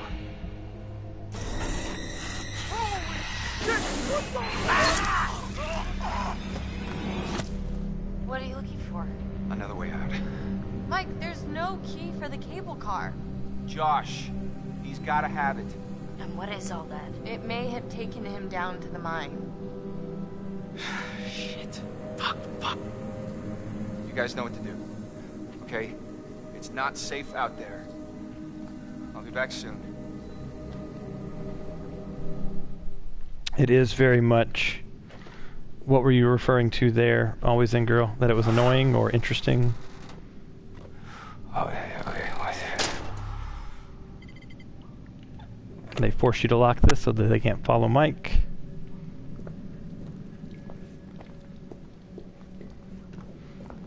So if you recall, this is where the place kind of blew up. And my working theory is that him blowing it up is what caused some of the structural damage when he gets up on the next floor. The only two options are the explosion that he caused and the fire tower falling. And I think the fire tower is too far away. It might affect things in the mines, but I don't think it would affect things in the sanatorium. Oh, that loneliness is cold. Yeah, it's one of my... There are some well-written lines here that stand out.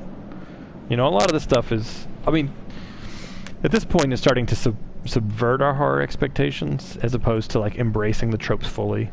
At this point, you're starting to see nuance in the characters. Shit. They've proved... And so that line, he's talking about how much damage. Everybody is kind of... What happened... What is this line about? What happened on the walls? He's talking about all the damage that happened. Like, there was a chest there, that stuff fell, all this debris fell, it opened up the stairway.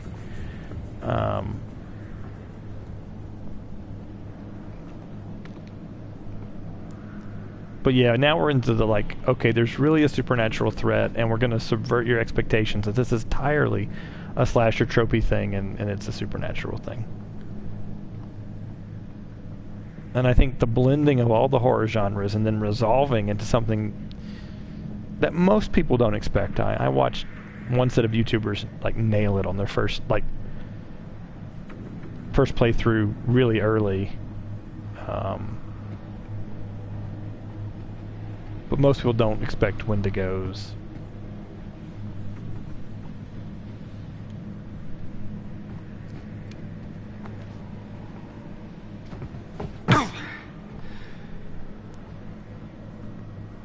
People get really irritated that Mike does not take more shells, and I really feel like him stuffing his pockets with shells is an abstraction. Just need a pitchfork and a mob. And it's kind of indicating that he has sufficient shells that it won't matter.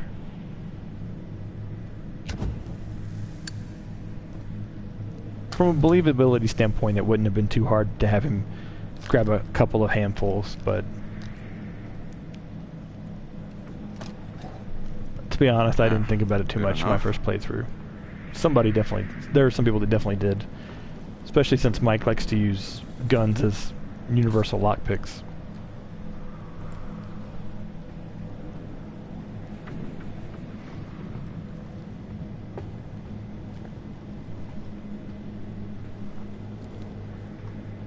Wonder what kind of signal he gets with an antenna on that old television.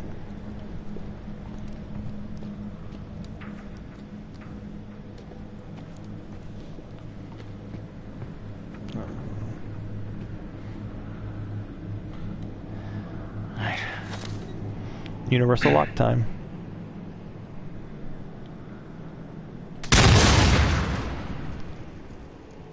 Yeah, exactly. Why would we not take all of them? I don't think it would have been too hard from an animation and game standpoint. I guess they felt like it just wasn't necessary. Hey, big guy. The gun is loud, or am I speaking too loud? Happy to see me again, huh? Hey. Gotta save Wolfie. And Ignorant But Alive playthrough is only the gun. All right, pal. You're coming with me. Ignorant But Alive is only counts if I save the wolf. I happen to see a map of this place, so we're not flying blind. There should be a way through the psychiatric wing that'll take us right outside the mine. Save Wolfie. Hashtag save Wolfie. Exactly. And so it's not just about barricading the door. If you fail enough QTEs or the wrong QTEs, Wolfie will save you and sacrifice himself. So, essentially, Mike has plot armor through this part, but he has resources that he will use to get past it. He has his machete, if you kept it. He has the wolf. And so you can kind of expend these resources one at a time. There's actually one time where you can hit a Wendigo through a window, and if you do, you lose the machete, but if you don't, nothing happens and you get to keep the machete. Okie boy, calm down.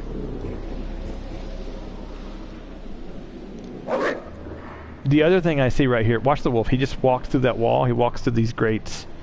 Wish I could move like you, Wolfie. When he says, I wish I could move like you, he's talking about Wolfie being able to like walk through the bars and everything and like move around freely, whereas he has to find real doorways. And so a lot of people are like, how did the wolf get there? This is the narrative's intended explanation for that, whether it works or not.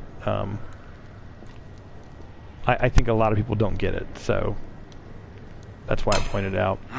So I guess in that sense, it's not successful overall.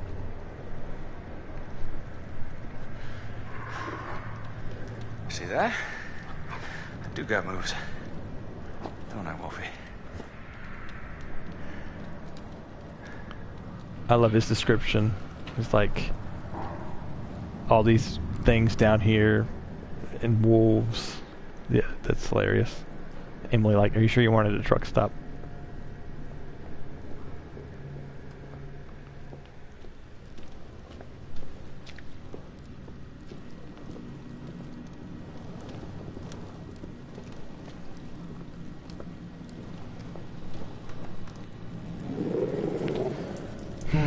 Poor Wolfie buddy. He got too close to a cage.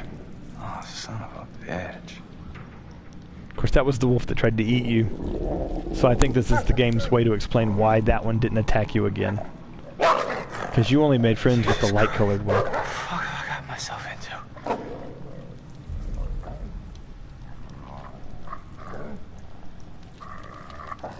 A lot of people accidentally re-examine the wolf, and it just zooms in on the gore and viscera. And they're like, no, I didn't want to do that. I didn't want to look at that again. So I am, you know, like I said, skipping all the clues. There's lots of fun clues here. Wendigo sighting. Under the stairs shot, to give that indication that you feel like someone's watching you. The scopophobia thing I was talking about.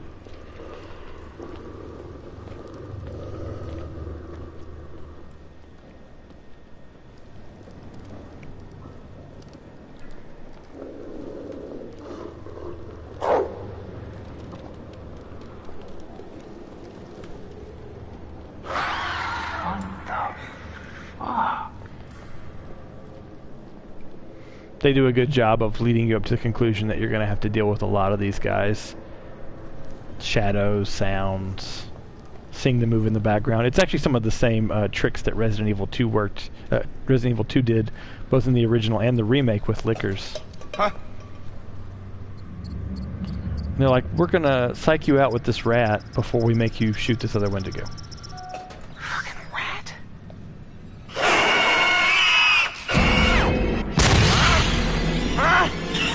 For you fuck!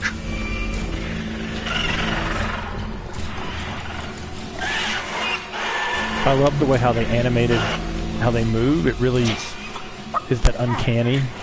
So if you go straight, you go into essentially a dungeon cell, and everybody's like, why do I leave that? And it's because it's a dungeon cell.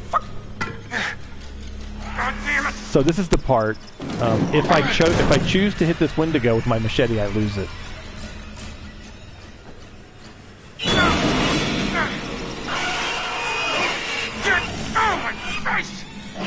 Oh, I guess I lost it anyway. I guess you lose it either way.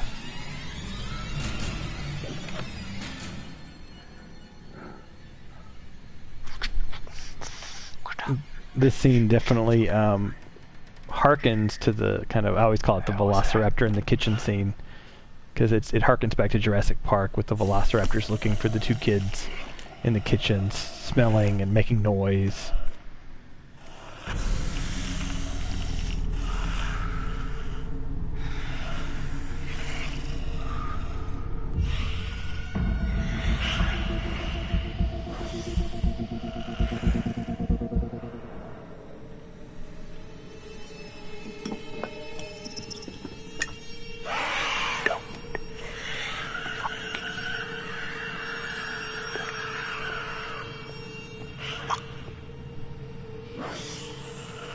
I'm a little quieter when I'm having to do these don't moves and QTEs. Can't walk and chew bubble gum. Come on, you son of a bitch. So while it's fun to where are you? To shoot these guys and to dodge them, I don't believe that, other than getting some injuries on screen that don't really matter too much, none of these Wendigos pose a real threat except the ones that are loose. What? Rats are cute. I suppose so. The right rats. I don't think that rat was cute.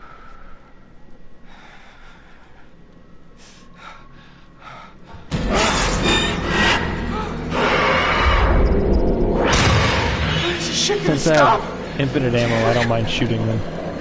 You're having a fucking bad dream.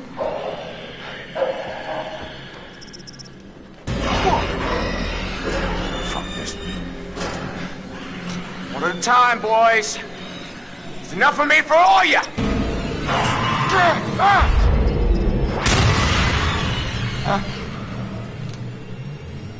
I love this one Wendigo on a chain collar.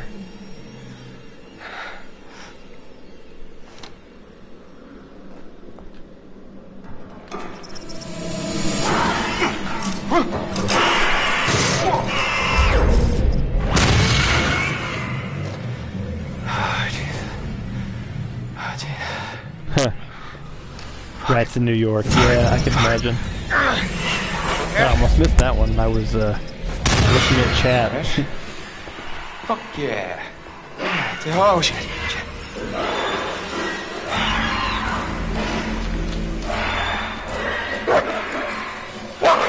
I believe this is one of the places where Wolfie will save you if you fail.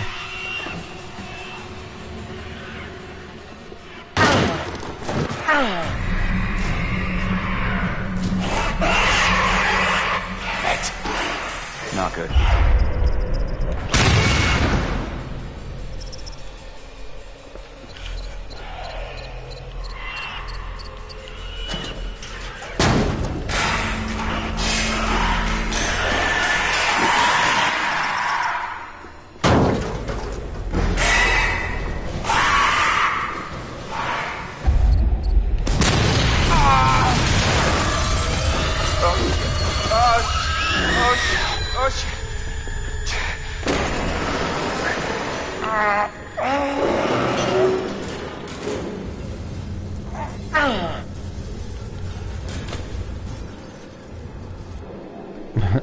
Ratatouille the movie shows how cute rats can be. So I've never actually watched Ratatouille the movie. I've made Ratatouille, the dish, and I've seen previews and clips, but haven't seen the movie.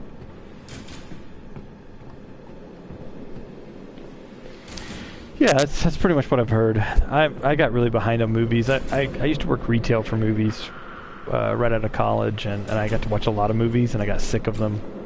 So I kind of stopped watching movies as often. So I have substantially more that I haven't seen.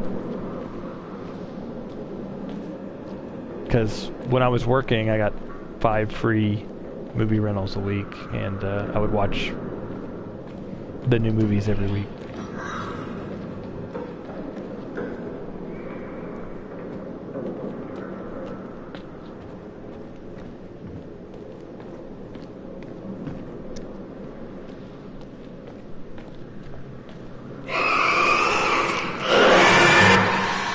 Universal lockpick time.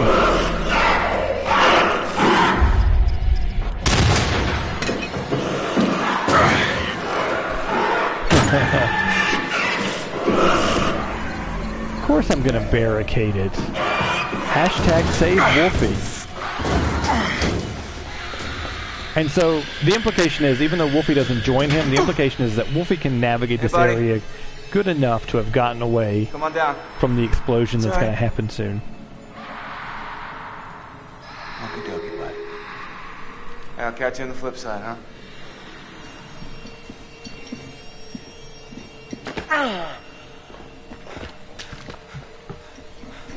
Basically, this part of the scene basically determines where Sam finds Mike.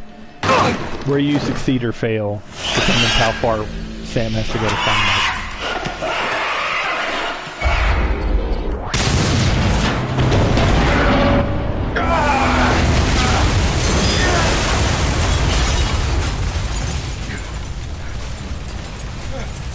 It's like action hero being thrown out of the building with the explosion. Except for the one that didn't die but just had their armor removed by fire. I am alive.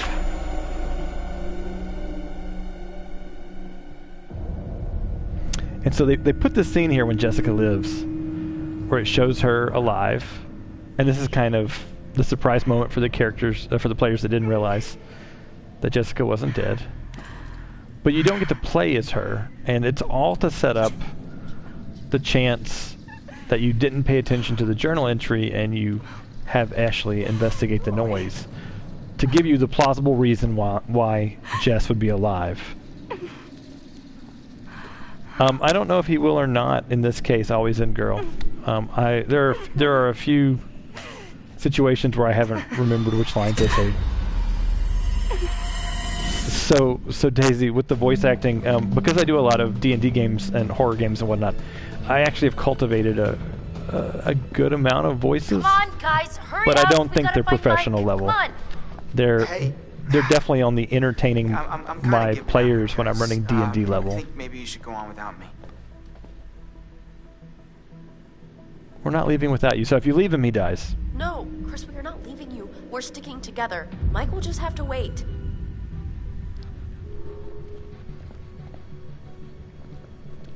And so when he says he's gimping out, he's talking about that injury he got in the chase. A lot of people are like, quit complaining, Chris. You didn't even get hurt. But, like, he landed and probably sprained his ankle, twisted his ankle, something. So this shot's definitely designed to unnerve you. That's just another one of these scopeophobia shots. You're looking at the characters from above the pipes. And the idea is something, either you're going to see something the characters don't, or somebody's watching you. That's the kind of subliminal or subtextual implication of this camera shot. And it's not true. It's just designed to unnerve you.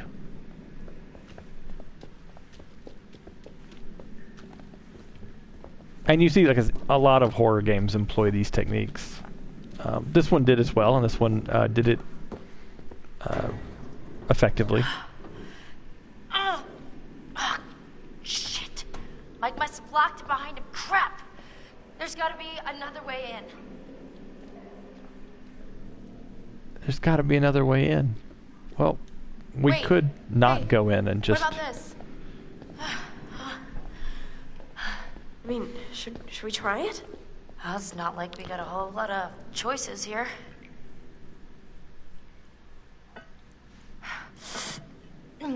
I also feel like it's a big plot contrivance that they leave Ashley behind.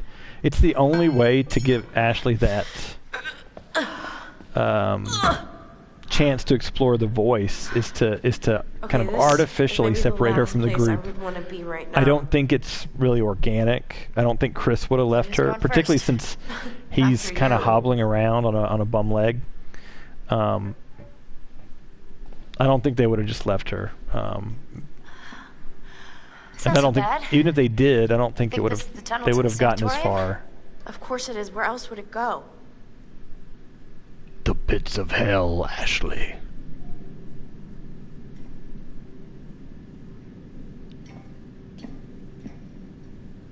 Chris, I know you're hurt, but you gotta move it, all right?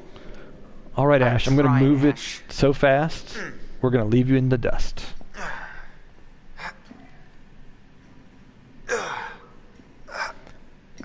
It was the one real place where you're expecting something to pop out. Oh, yeah, the camera angle. Yeah, it definitely is foreshadowing something. But a lot of horror has to do with Hey, hey, we should close this. not right? knowing which scares are going to be real I and mean, which are what going if to be. something's following us? It's the Yes, fine, anticipation close and the it, but dread we gotta keep moving. Can you just that make the get done, scare have the please? payoff. And so they Yeah. give you this artificial dread that they don't pay off. Oh, what's the cycle called? It's like there's essentially a fear cycle that you go through in narrative horror where you cause dread and then you reach a point right before, like, everything goes crazy and then you back down to the cycle again. I'd have to go back and read it was a peer-reviewed paper, a literary paper on fear and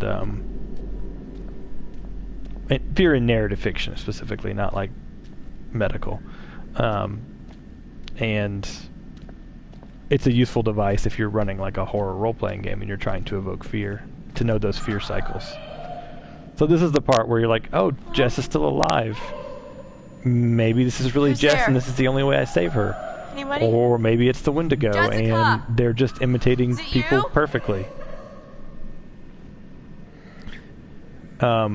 Interestingly enough, you can actually go Hello? investigate the voice and not die if you don't open the hatch.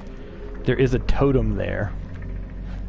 And so you have to go there, explore it, not open the hatch and leave to get that Gosh. totem. But since my characters aren't finding any clues, even ones that the characters don't get to directly benefit from. Oh, my God, I am so glad to see you. Glad you're safe. See if I can nail this rock wall on the first chance. Look. Look there. Wow, great. The ladder's toast. We're never gonna make it up there. No, I think I can. love this line. I think I can do it. It's like a rock wall. It's like a rock wall. I've got to keep going. It's the original rock Head wall, back Sam. to the lodge. I've got to get Mike. Good luck.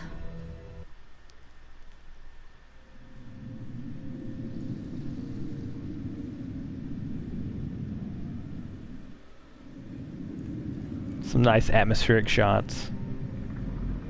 I wonder if these are concealing load times. They have the one blowing snow thing for a load time. I wonder if...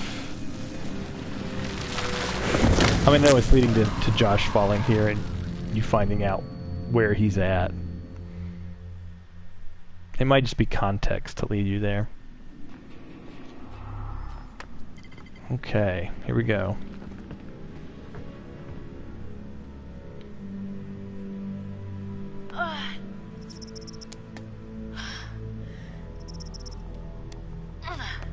Come on.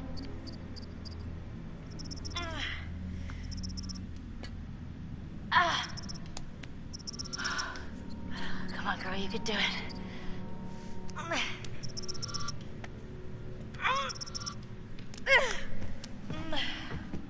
Hey, one go. I beat you. I fucking beat you. No bruises on Sam.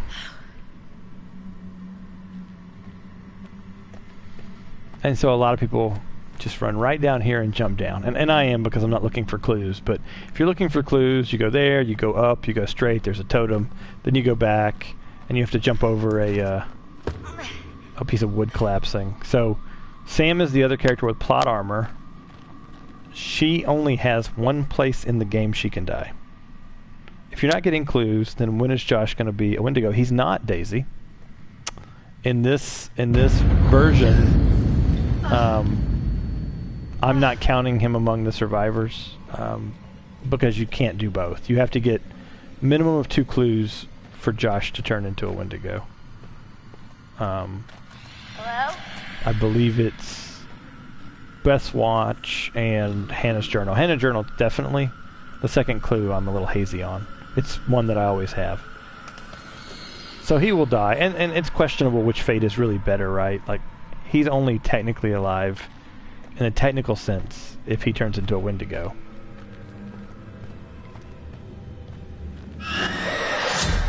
So that was the Wendigo that Mike killed with the big explosion.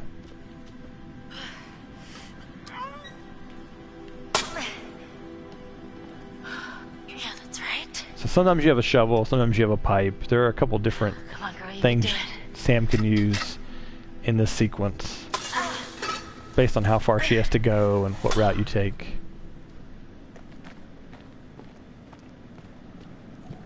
This Wendigo kill bit, these crosshairs are moving all around.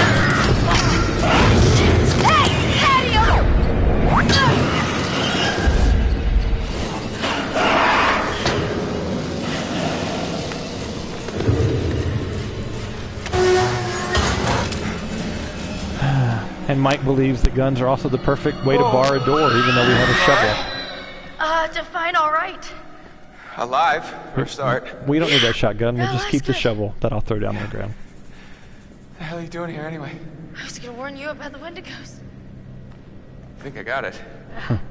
Let's find a way down to where this fucker lives. I guess it didn't have the line, marshmallow line.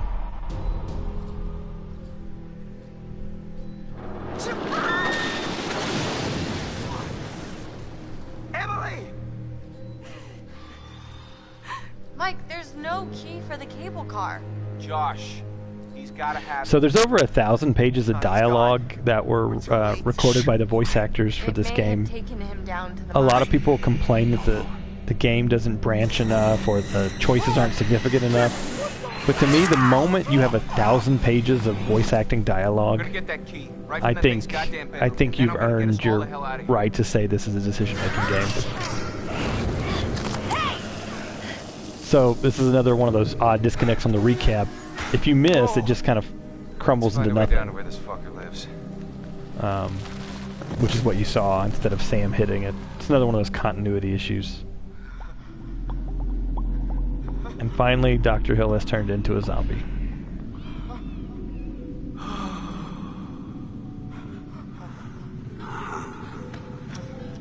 Which is what, as Josh, we indicated we were afraid of. So.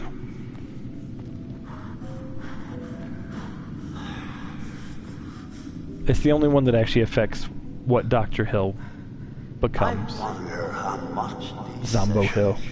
are of any help for you now. I love this part.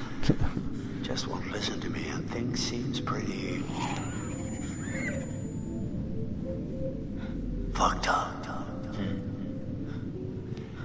Like contextualizing that as a therapist telling you So that I'm gonna leave you now, Josh. is I don't know, It's time amusing to me. learn. There's more To be afraid of that can be dreamt up by the unhinged imagination of a self-indulgent, spoiled little brat.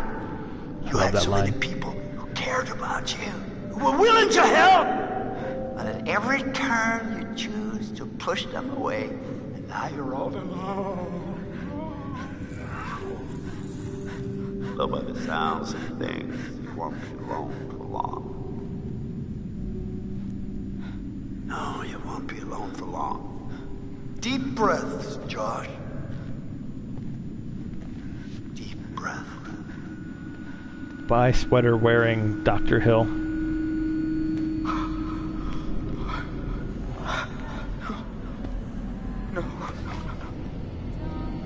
This is, there's only 2 segments where you get to play as Josh directly, and you don't get to make any choices.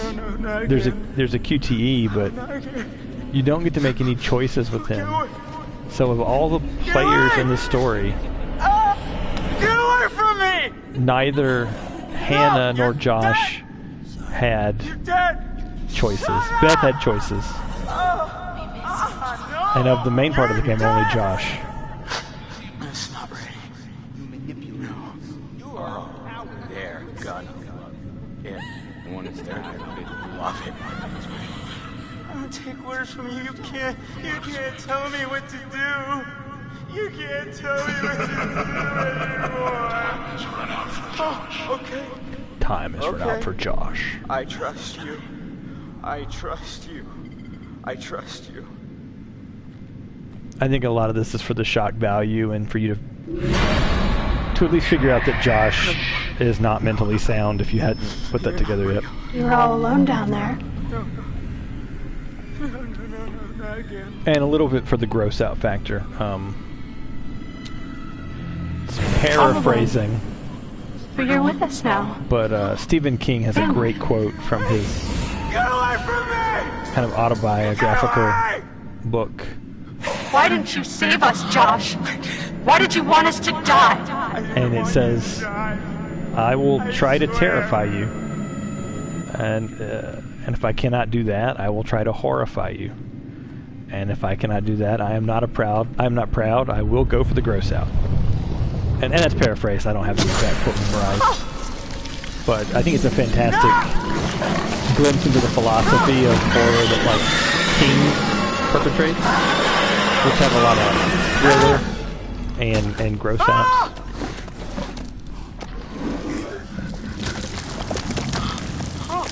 The, like, intestine versions of his sisters are disgusting.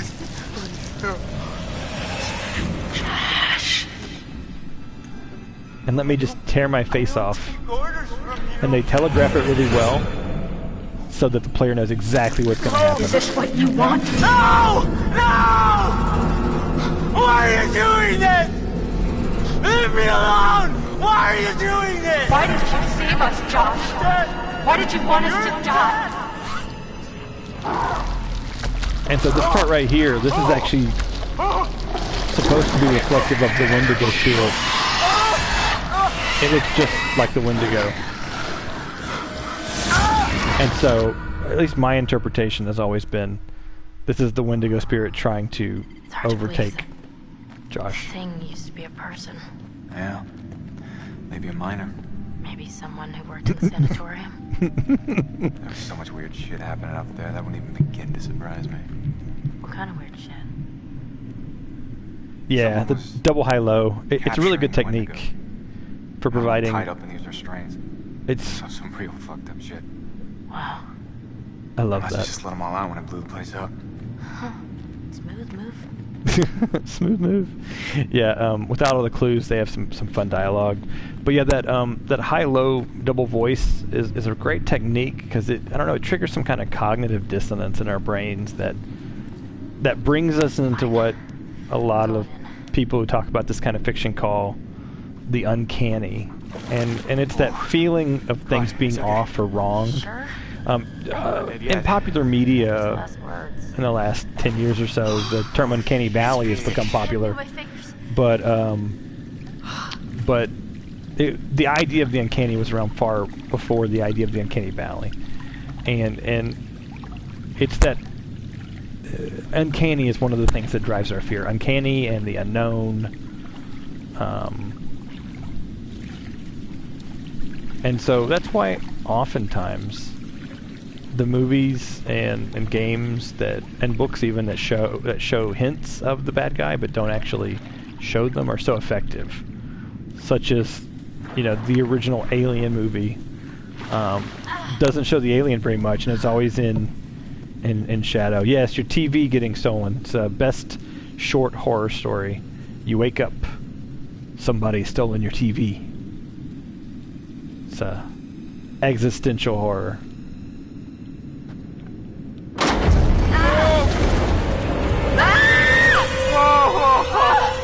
So they act like there's a lot of heads because the expectation is that you let a lot of people die. Hannah watches on, and like a shark in the water. You see that? Yeah. Flamethrower man. Yeah. Just the one body, Sam. Yeah, a lot of them. Nope, just the one. So everybody that dies early on, you will find them here. And I think you can kill everybody. Wait. Everybody but Sam and Mike can be dead by now.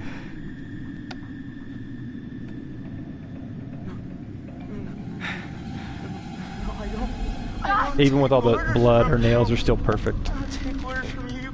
Hey, Josh? You can't tell me what to do. You can't Josh? tell me what to do Buddy? anymore. So if you actually look at the You timeline, can't tell me what to Josh's do. part took place Okay. at around the same time. trust you. You actually go back I in time when you trust hop you. to Sam and Mike. I trust you. So this is the exact same part you just played. You gotta watch the timestamp. So. What's the matter with him? He's tripping or something. Josh! Mike. Josh! Hey, man. Don't hit me. Oh, please, everyone please. dies? Yeah, it'll deep probably in be it, everyone man. dies after Full they are Metal complete Jacket. jerks to each other. Get your back. Hey, let's And I'll just have get to the fuck decide outta how I here. want each of them to die. Okay. Josh, do you have the key for the cable car? Yeah. Oh, good. What See I that over like there? is that the game invested you enough in the That means there's a characters direct way out. Come on. so that the cost of a character death actually was real. There's no Because way this Josh is gonna game doesn't have a game over state till the You help very me out, end. I can go back to tell the others you're okay. Yeah. You have to have buy-in to want to play. You bring Josh back the way we came, and we'll all meet at the lodge. Be careful. Yeah, you do. When you say the timeline, you mean the video or anything? Like Alright, let's go, you fucked up son of a bitch. well, both Sam and Mike have to be here because they both have to get to the cabin at the end. Yeah. So without totems, I have one totem. It's the one they make you get. So and so here you can see Josh's relationships, and you'll see that he's actually still on really good terms with Chris because of the effort. Because of the effort, So those are all the mandatory clues. So I have the one. So this is the events of the past.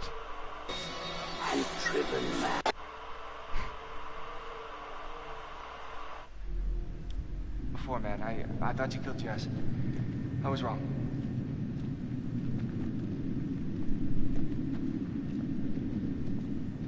It's kind of sad because a lot of people got excited to play as Josh, and you don't get to really do anything.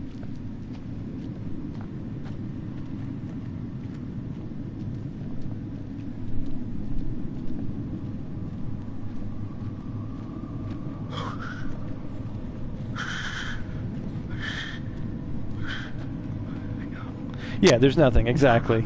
So that movie depends largely on completing full pillar types. Until you do that, it leaves a lot of gaps. Even if you find, like, if you found 5 of each of them, but you had a gap in each of them, it would still be a really, a movie with almost nothing in it, or just jumps around a lot.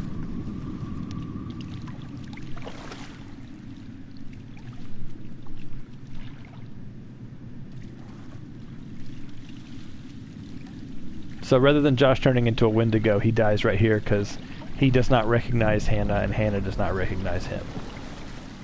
And so Josh has 2 fates, either this fate or becoming a Wendigo.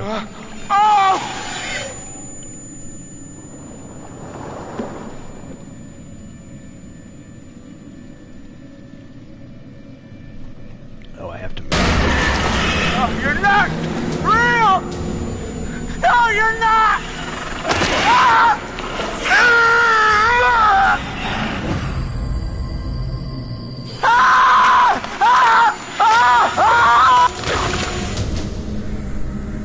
Bye, Josh. Rip. And Mike's totally freaked out there. I love the little detail with his like throat kind of quivering. And here we get Matt and Jessica together for those that haven't seen that. This is their end game. They meet up with each other. Jessica almost hits him over the head with the shovel, even in her weakened state.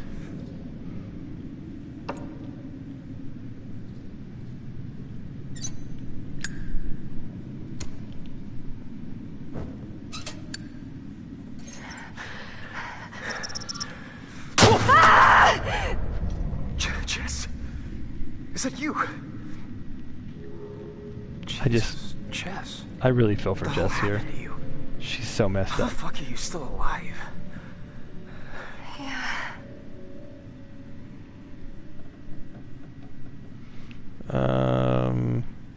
What happened to you? How did you end up down here? Mike and I were messing around, and then it was. What?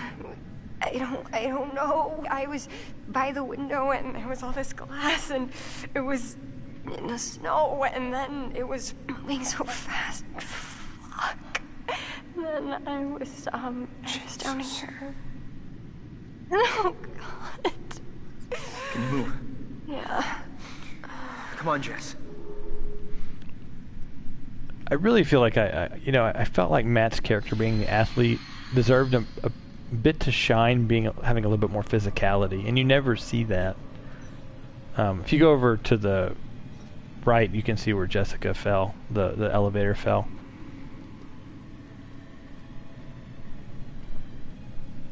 But I mean, so like her walking is supposed to be evidence to you that she's not going to be able to run ever. Yeah, no. Jess is just like, you just feel so terrible for her. Like she's in shock. She's barely alive. It's just terrible.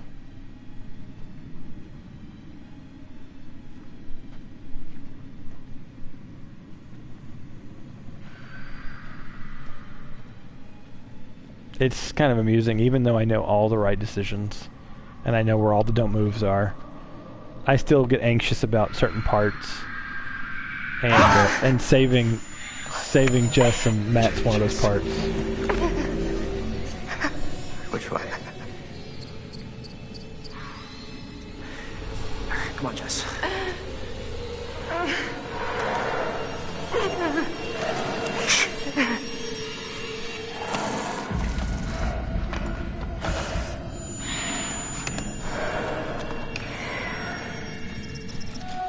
Oh, crap. Damn it!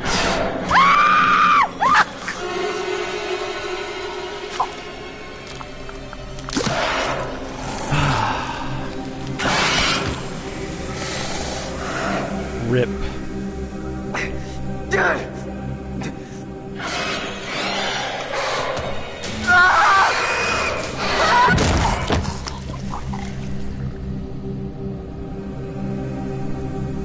Sorry, Daisy.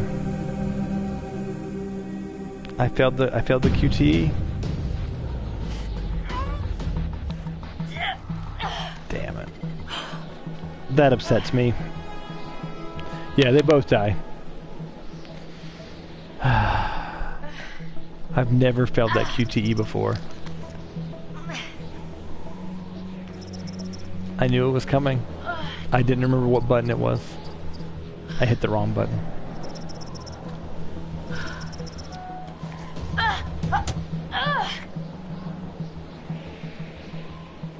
Now I'm very upset with myself.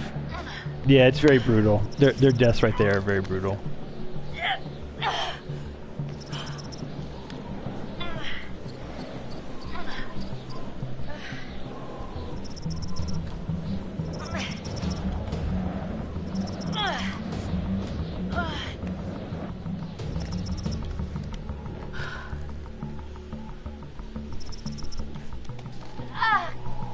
Come on. Sorry guys, I failed in my mission. I can't manage to save Emily and everybody else.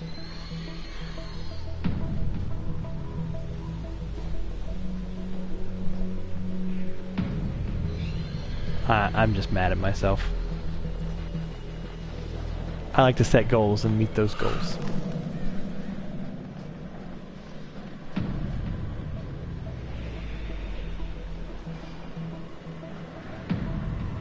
I didn't realize they both died there because I've never failed that QTE.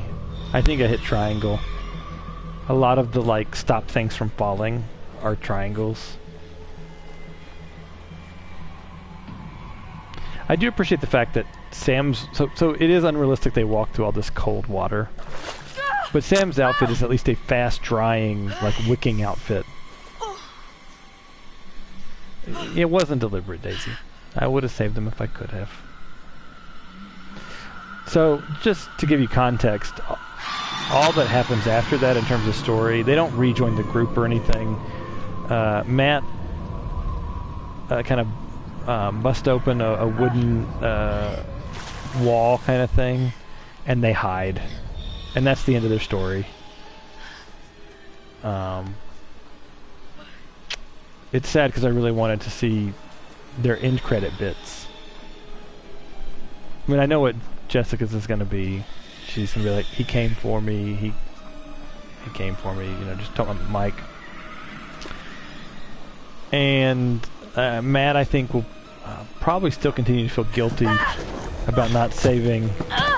Oh, I can always redo the episodes, that's right. And this is the last chapter. So, I might do that. Exactly. That is a really good point, Always In Girl.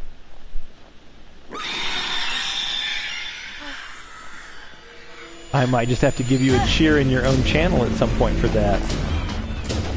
Because the problem with the Emily thing is that it's so far back. That one is really hard to go back and play without replaying the whole thing.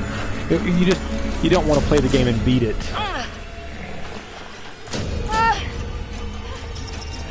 Because, yeah. Thank God for that. I mean, it's only 12:15. Oh, come on, open up! I'll have a little time at the end. Let me in! Might go for round 2. I love how they think this is going to make you think this is Wendigo. So funny enough, some people misinterpret that. You look terrible. Some people misinterpret that mimic line. Come on. To make think that Wendigos can mimic people, like not just audio. And I've seen some people play this game that think that mic is a fake mic. Okay.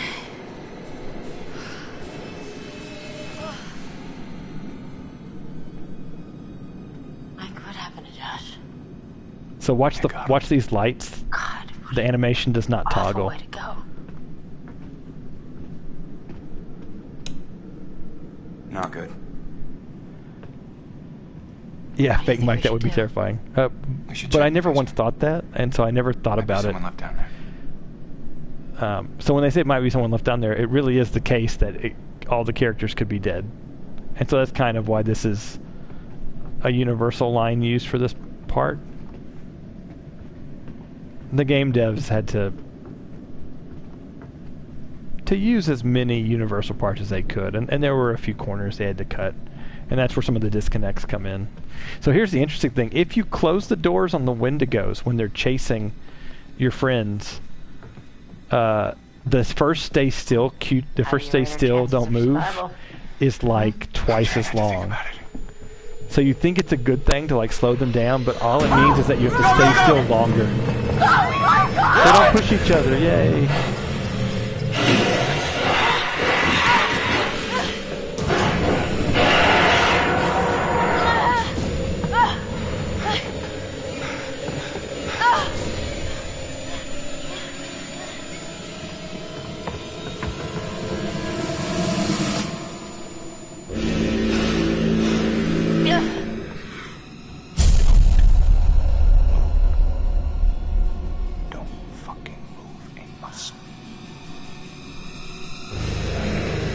I appreciate. Oh, if you look at Hannah's head, you'll see the bullet. It's above her right eye on the temple. That's where the bullet that you shoot at her.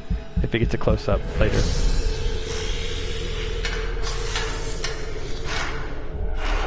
Yeah, it is a good tip because that's a super long QTE.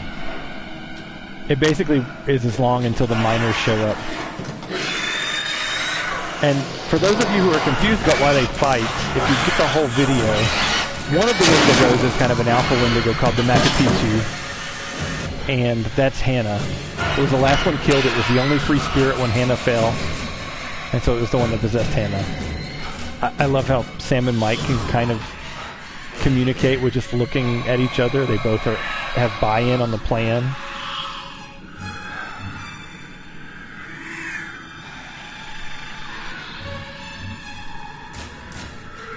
And I also feel like these choices are deliberately confusing. The first time I played, I killed everybody but Sam. She ran for the door.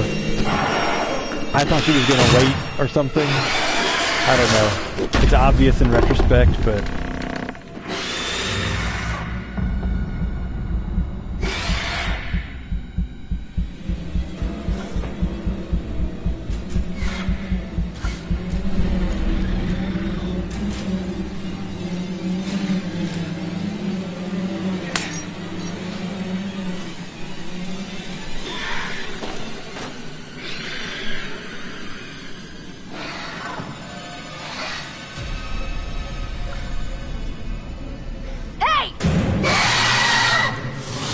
Yep, you can see the bullet in her head.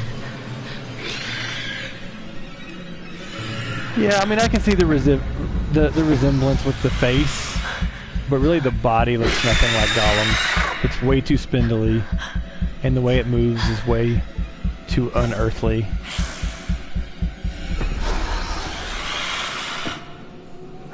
There's the bullet.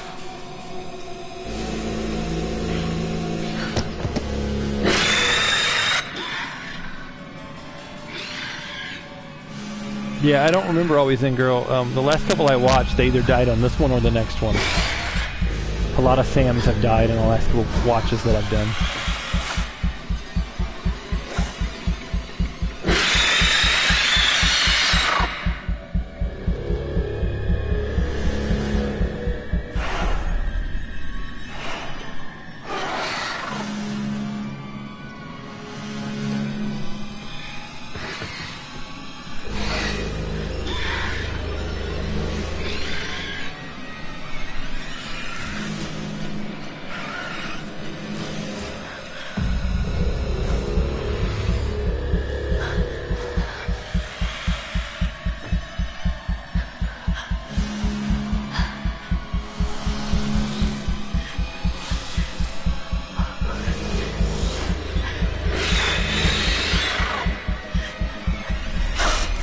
In real life, that would be so hard. It's hard enough in a video game. Boom! Yeah, that's super close, and that is a lot of numbers to do. And like I said, when you lock them, you just make it even harder on yourself.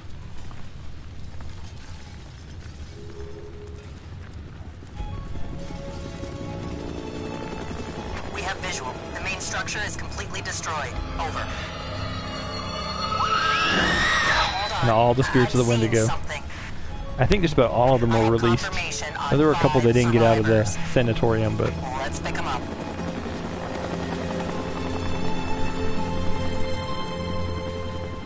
I like the debrief videos. I'm curious to see if Emily says positive things to say about Matt. Fuck! No!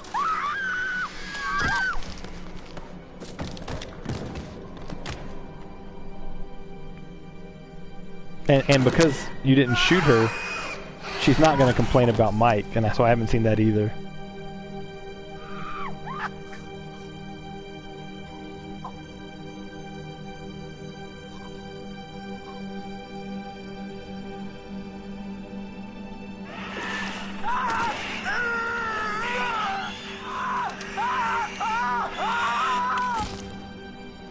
So I think I have time to replay that chapter. The old man, I don't know how to describe him. I mean... You said you thought he was stalking you at first. Did anyone else in your group think that? Well, yeah. Is it possible they could have killed him? What? Oh yeah, she definitely does. That's the way you don't Jess dies, Don't loses her lower jaw. He saved my life. And I watched him die. I heard Jessica. I don't know how or why she was down there, but I know I heard her. About Matt, have you found him? Nice. No, not yet.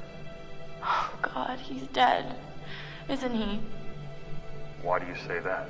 Oh, no. He's just... Oh my God, I was such a bitch, and I maybe could have helped him. Maybe I could have saved him.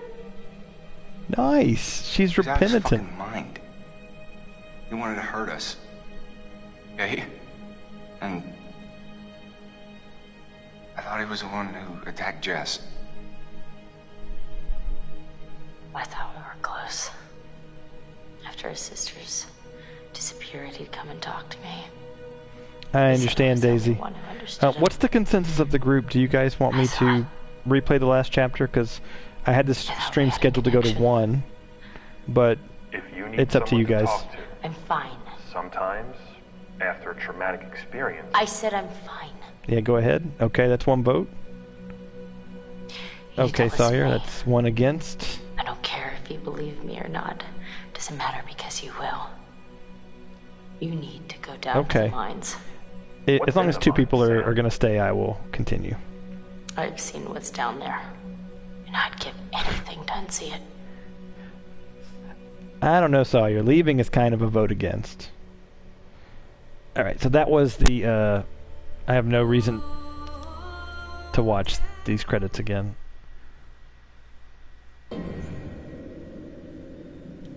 So an interesting note, I imported this into a YouTube channel, and the music that Jessica plays on her phone was copyright claimed. For like 26 seconds. And so I had to have them go through and mute it. And I didn't even realize that was a real song. It just sounded like terrible fake pop to me. It was a real song. Emily! It's the part where she says, "Oh yeah, I bring the hits." Josh, he's gotta have it. Oh, he's gone. We're too late. Shh, quiet. It may have taken him down to the mine. Don't move. Yeah, I had no idea it was a real song. I know that they don't claim the I'm gonna get that key. the "Oh Death," the conversation with Death song, because it was made for this game, and they didn't they didn't specifically claim against it. Whoa. Unlike Naughty Dog, who claimed their own song version, which is a cover of a song that's been around since like the 1850s.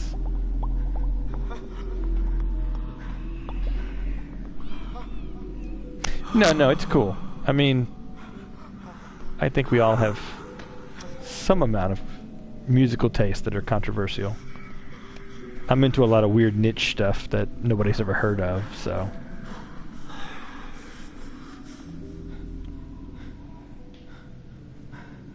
I wonder how much these sessions are of any help to you now. Like Viking metal, exactly, always in girl. Listen to me. Amon Amarth. Fucked up. A lot of different flavors of metal.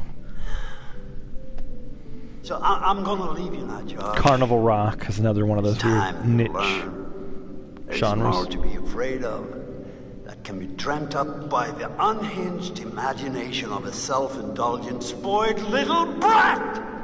You had so many people who cared about you. And now I know it's Square to save Every Jess. turn you choose to push them away, and now you're all alone. But by the sounds of things, you won't be alone for long. No, you won't be alone for long. Deep breaths, Josh. Deep breath. Deep breaths.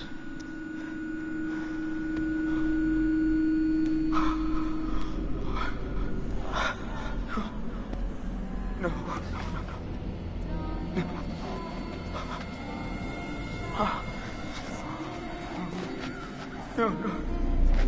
No, not again. Not again. Get away! Get away!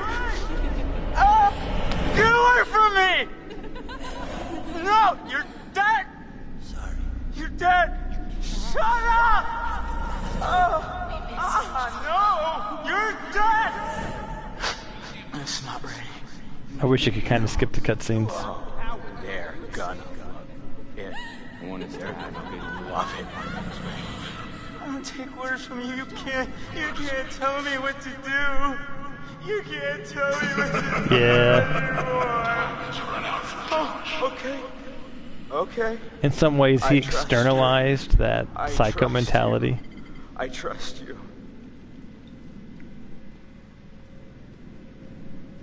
No.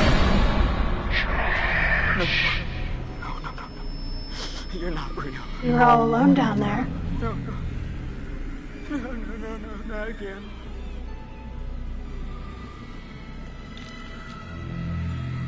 All alone. But you're with us now. Family. Get away from me! Get away! Yeah, Why the didn't you voices. save us, Josh? Why did you want us to die? I didn't want you to die. I swear.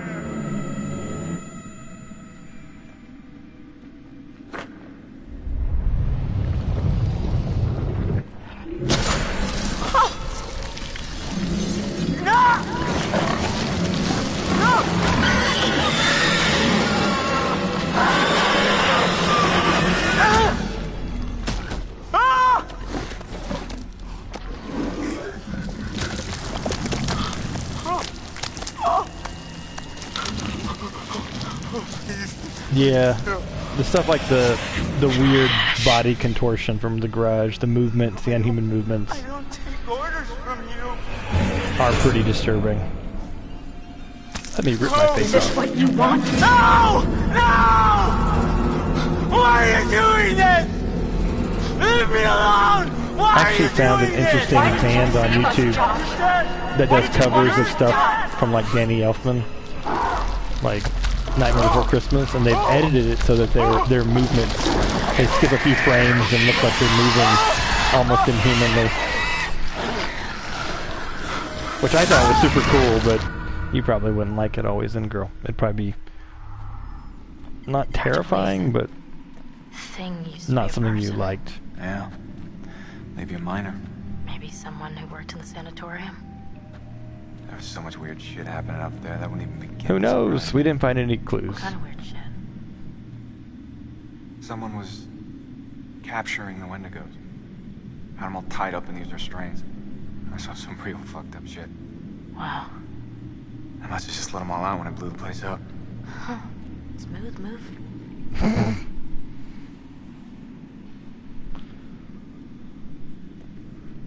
Was the oh no for the music always in, girl? I'm not going to post it on your Discord. Fine. I'm going. Still a great line. Yeah, no. And until this playthrough, I've never heard it because it only happens when It's okay. Mike has no idea what's going on. Not dead yet. Famous last words. Oh, It's freezing. I can't feel my fingers. Come on, Sam, let's power walk.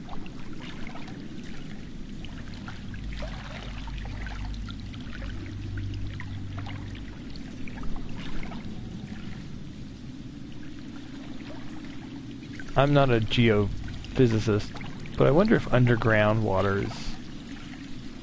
what the temperature differential is deep underground than like surface water in the winter.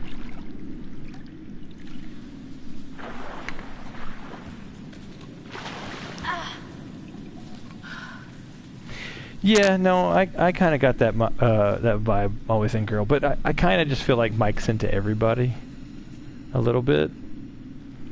And Sam has been independent enough not to get entangled. He does banter with her a bit. Jesus.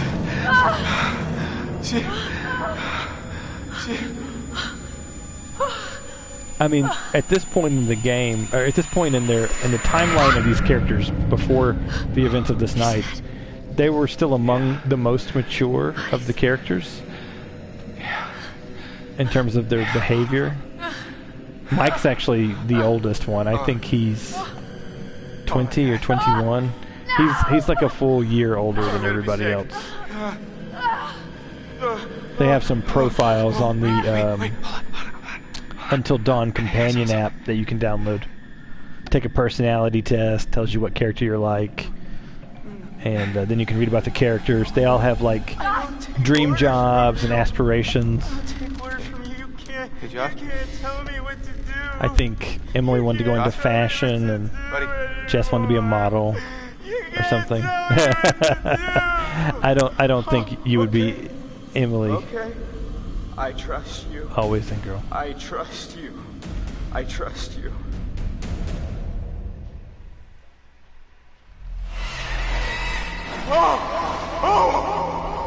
What's the matter with him? He's tripping or something. Josh!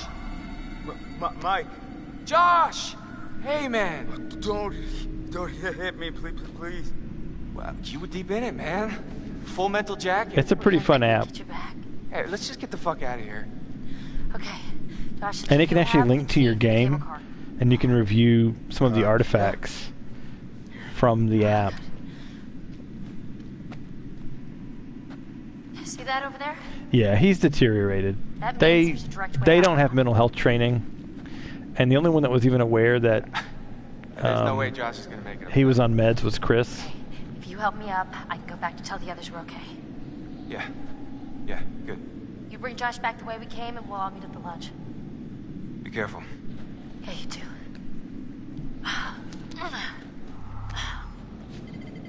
Alright, let's go. You fucked up. I wonder. So the game can suffer frame rate wise on PS4 hardware. I don't have a PS Pro, but I know that it can dip below 30 several times. You didn't have to hit me so much. But it's among the yeah, games that's in the Sorry about before, man. I thought PlayStation Plus collection, that if you're a PlayStation Plus member and you have a PS5, you have that available to play on the PS5. I wonder if it's going to get a frame rate boost just to make it more smooth. No. Yeah, he really does die brutally. So the trick is going to be how to get my copy of the UK version with the DLC onto the PS5. Because in the PS4 world, you have to associate... You have to declare something as your primary console. And then if you download a game you own, any user on that console can use it. So that's how I did that here. although I'm technically playing on the owner of the game. In order to not mess up my achievements or change anything, I played on the owner of the game. But so I'll have to figure out how to get the version that I like onto the PS5. Yeah, it probably will regardless. I hope so. Because getting better frame rate would be nice. It's a game that I've returned to a lot, so I know that I'll eventually play it again on PS5.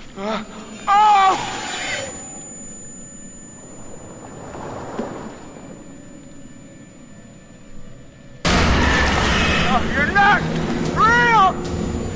No, you're not! Yeah, I don't really know what's worse. Like, having his head burst like a grape, or becoming a Wendigo. I will say that's the only time that they confirm it for you if you haven't found any of the clues. Alright. Here we go. Second attempt. I'll get the other dialogue option since it doesn't really matter. Their relationship is not an important part of this segment of the game. And so I don't even know if either of those choices matter for relationship or stat or anything.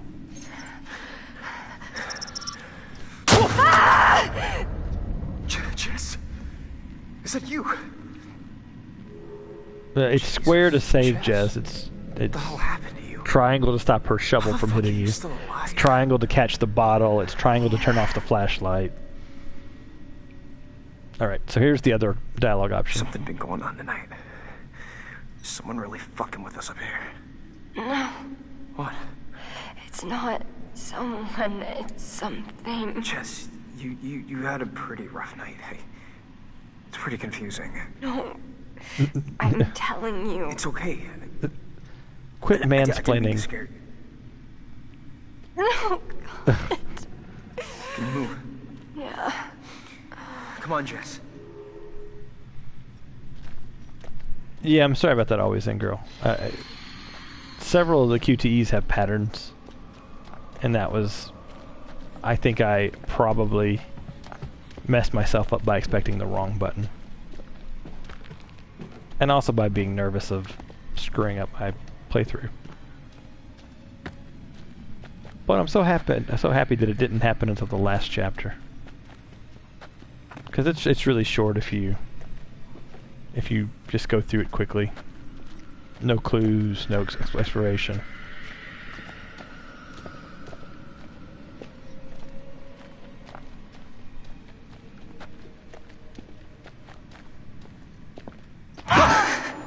I'm glad that you don't have to like actually walk with her. Which way?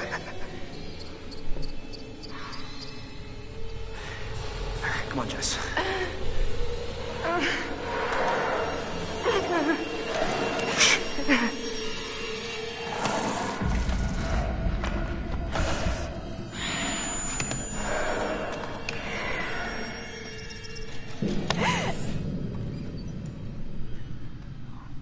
Bingo. Jeez.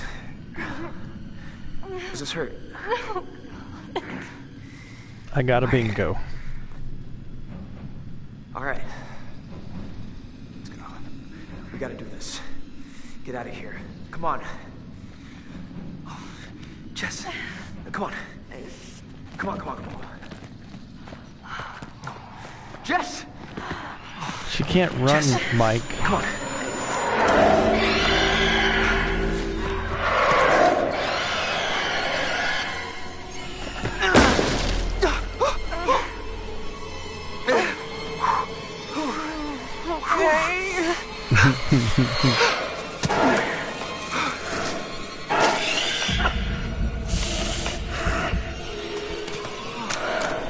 That's also hey, Smart Blonde Fever.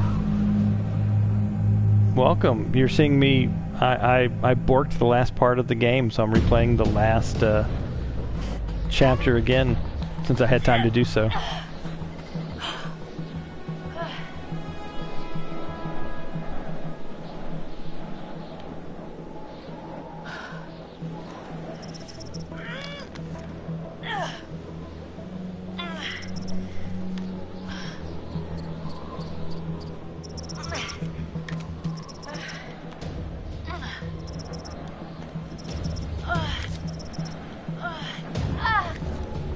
Come on.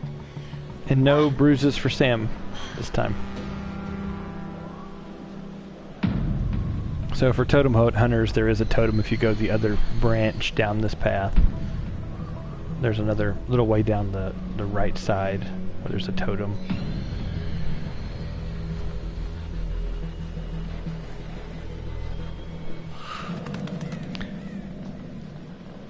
Yeah, always in girl, that is one strategy, but if you employ that strategy, you need to make sure to turn your controller vibration off, because your controller vibration will cause you to fail. And your controller vibrates when the Wendigo screams.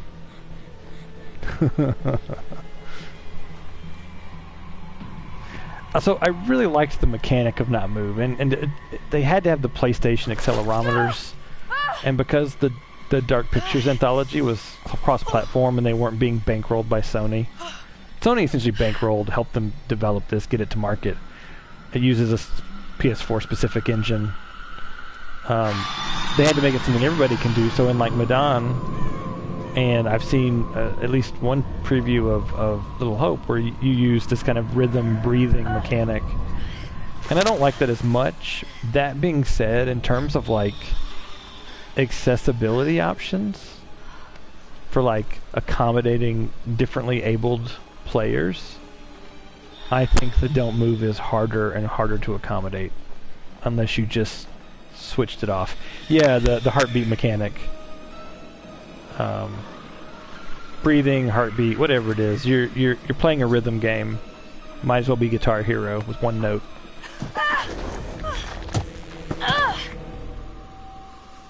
And it's particularly hard when two people are doing it at once. The part that I usually fail at in Medan's heartbeat mechanic is Olsen is coming down the tunnel with the pipe, trying to scare you, and you have the rebreather.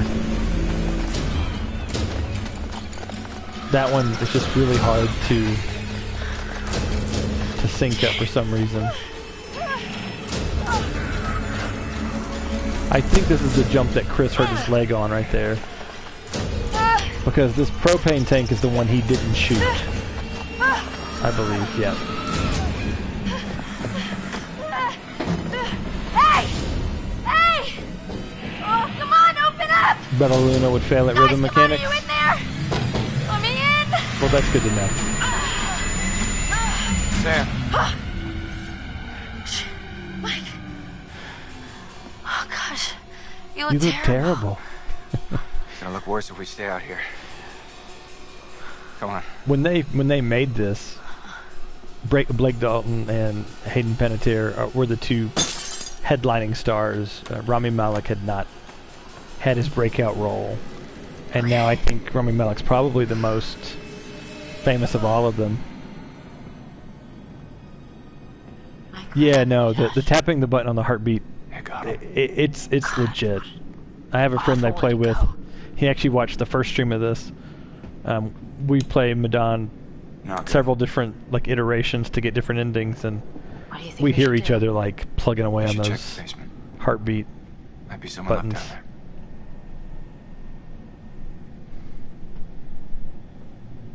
there. Everybody's left, Mike. Everybody survives. Let me walk around you.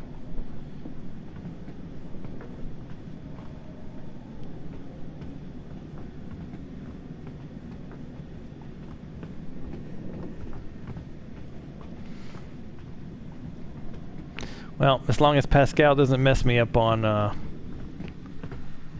don't moves, I think we'll be okay. But he's more active than he was earlier. Sit. How do you rate our chances of survival? Pascal, sit. I'm trying not to think about it. Good boy. Go, go, go! Oh my God! I see him not pushing Ashley.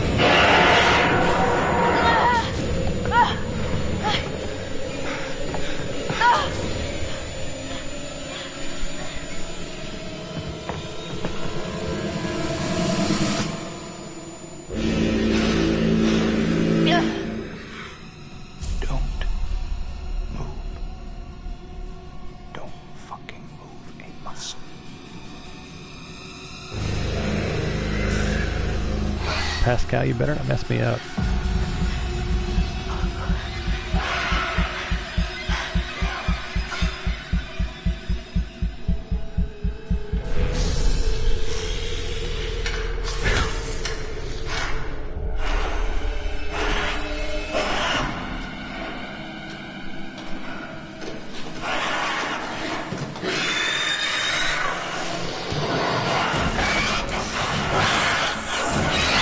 Hannah's a beast here.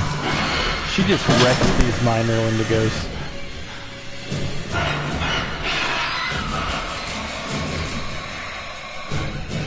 Don't talk about my nose itching. I can't be distracted like that. As in, I don't want to be. Not that I'm immune to it.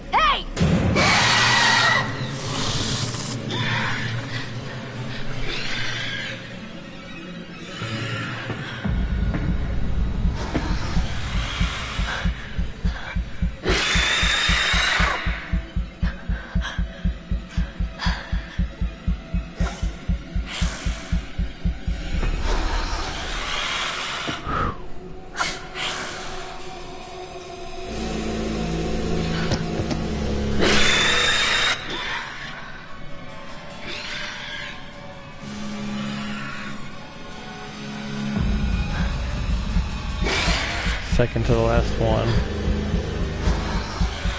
Don't die, Sam.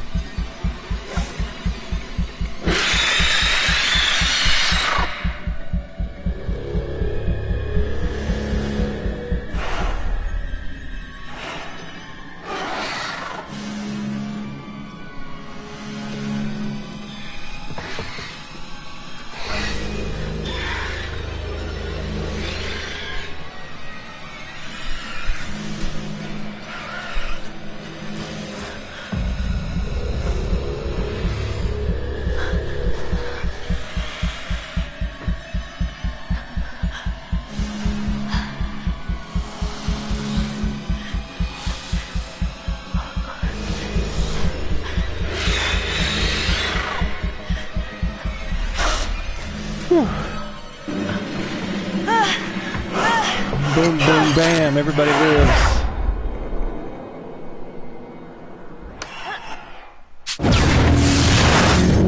That feels a lot better.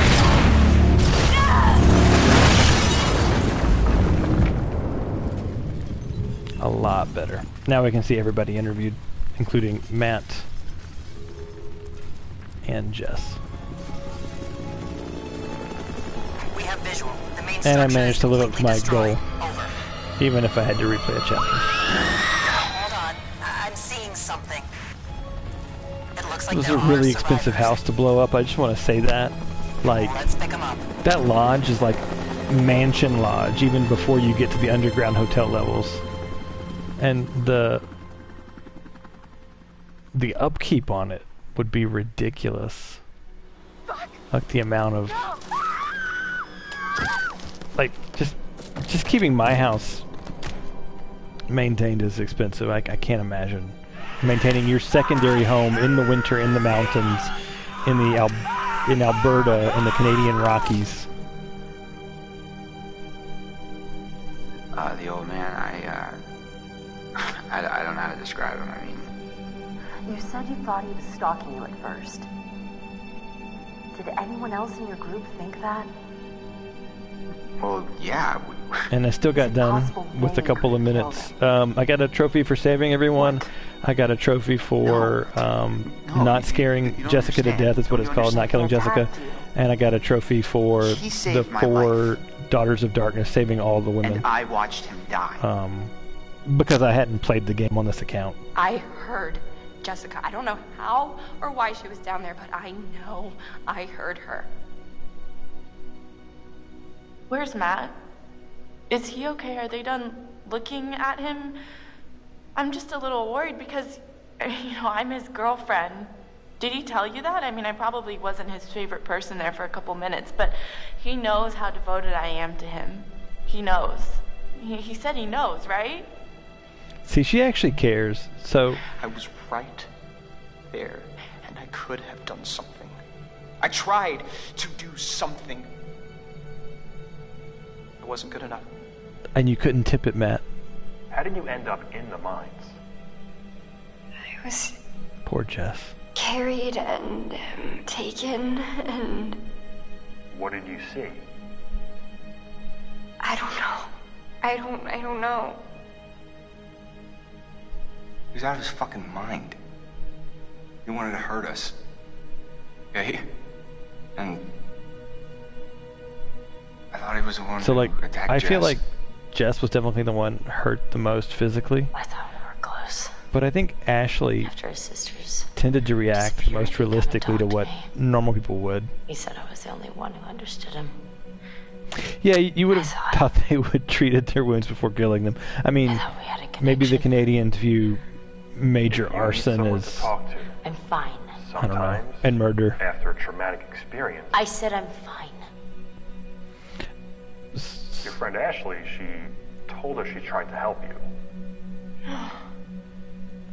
She said she heard you calling out. Not me.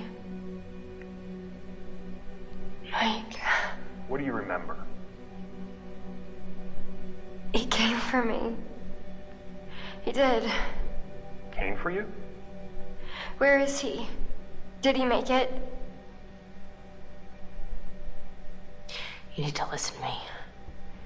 I don't care if you believe me or not. Doesn't matter because you will.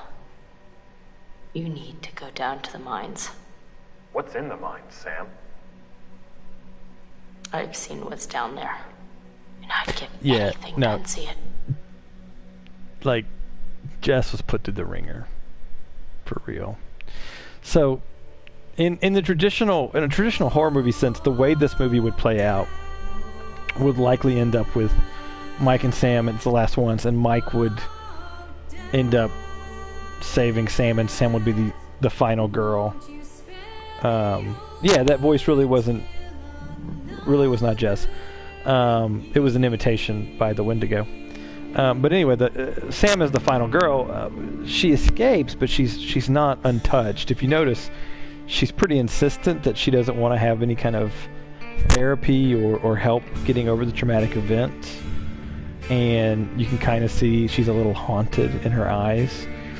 And so often what happens in these horror movies, or games, horror movies, whatever, is that the final girl sometimes persists into a sequel and then dies in the sequel. It's like the opening act.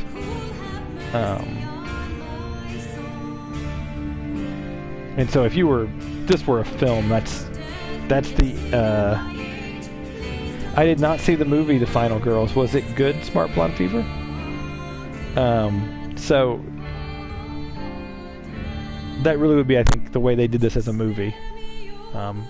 Although it's a bit of a tired trope at this point. It did get some... Scream gave it some new life. Well, that's fine, Smart Blonde Fever. I like comedy horror. Pascal, what are you whining about? I can't pay attention to you. Give me 5 minutes. Yeah, exactly. It is completely unconvincing when she actually dies and you see her like, yeah, I did just finish Daisy. And I saved everybody.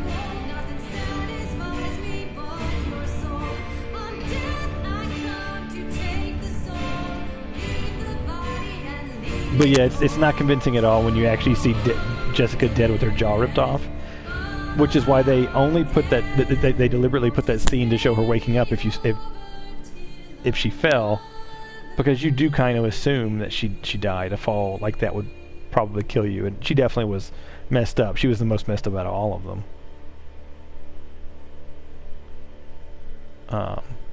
Well, great. So this has been my stream. I am going to continue to do streams on Wednesday nights at this time slot. Good night, Sawyer. My plan right now is either to do a second playthrough on Little Hope, which I will have played once by next Wednesday, or to play this War of Mine. Little Hope is a little bit more relevant, but I won't be able to speak as in depth about it. It'll be interpretive rather than deconstructive in nature, whereas this War of Mine I've played more and I can talk about intelligently. So one of those two, either Little Hope or this War of Mine. And I have some ideas about what I'm going to do when the PS5 arrives. I'm not going to be playing PS5 games, but I'm waiting to do it until the PS5 arrives. So I hope you guys enjoyed the stream and that you enjoyed kind of a commentary. It's kind of almost like a director's cut, but I'm not really the director. I'm just a fan. And I tend to like trivia. So please, if you enjoyed this stream or you're watching this as a video on demand, follow me to get alerts about when I go live. I'm pretty much going to be only doing this Wednesdays from 10 p.m. Eastern Time to 1 a.m. Eastern Time. And I'm going to try to do every Wednesday. And we'll see how it goes. I'm picking short games for the next week or so that I can transition to PS5 when mine comes in. So that's pretty much it. I hope everybody has a great night or a good day if you're watching this at some other time. And I will talk to you on the next stream.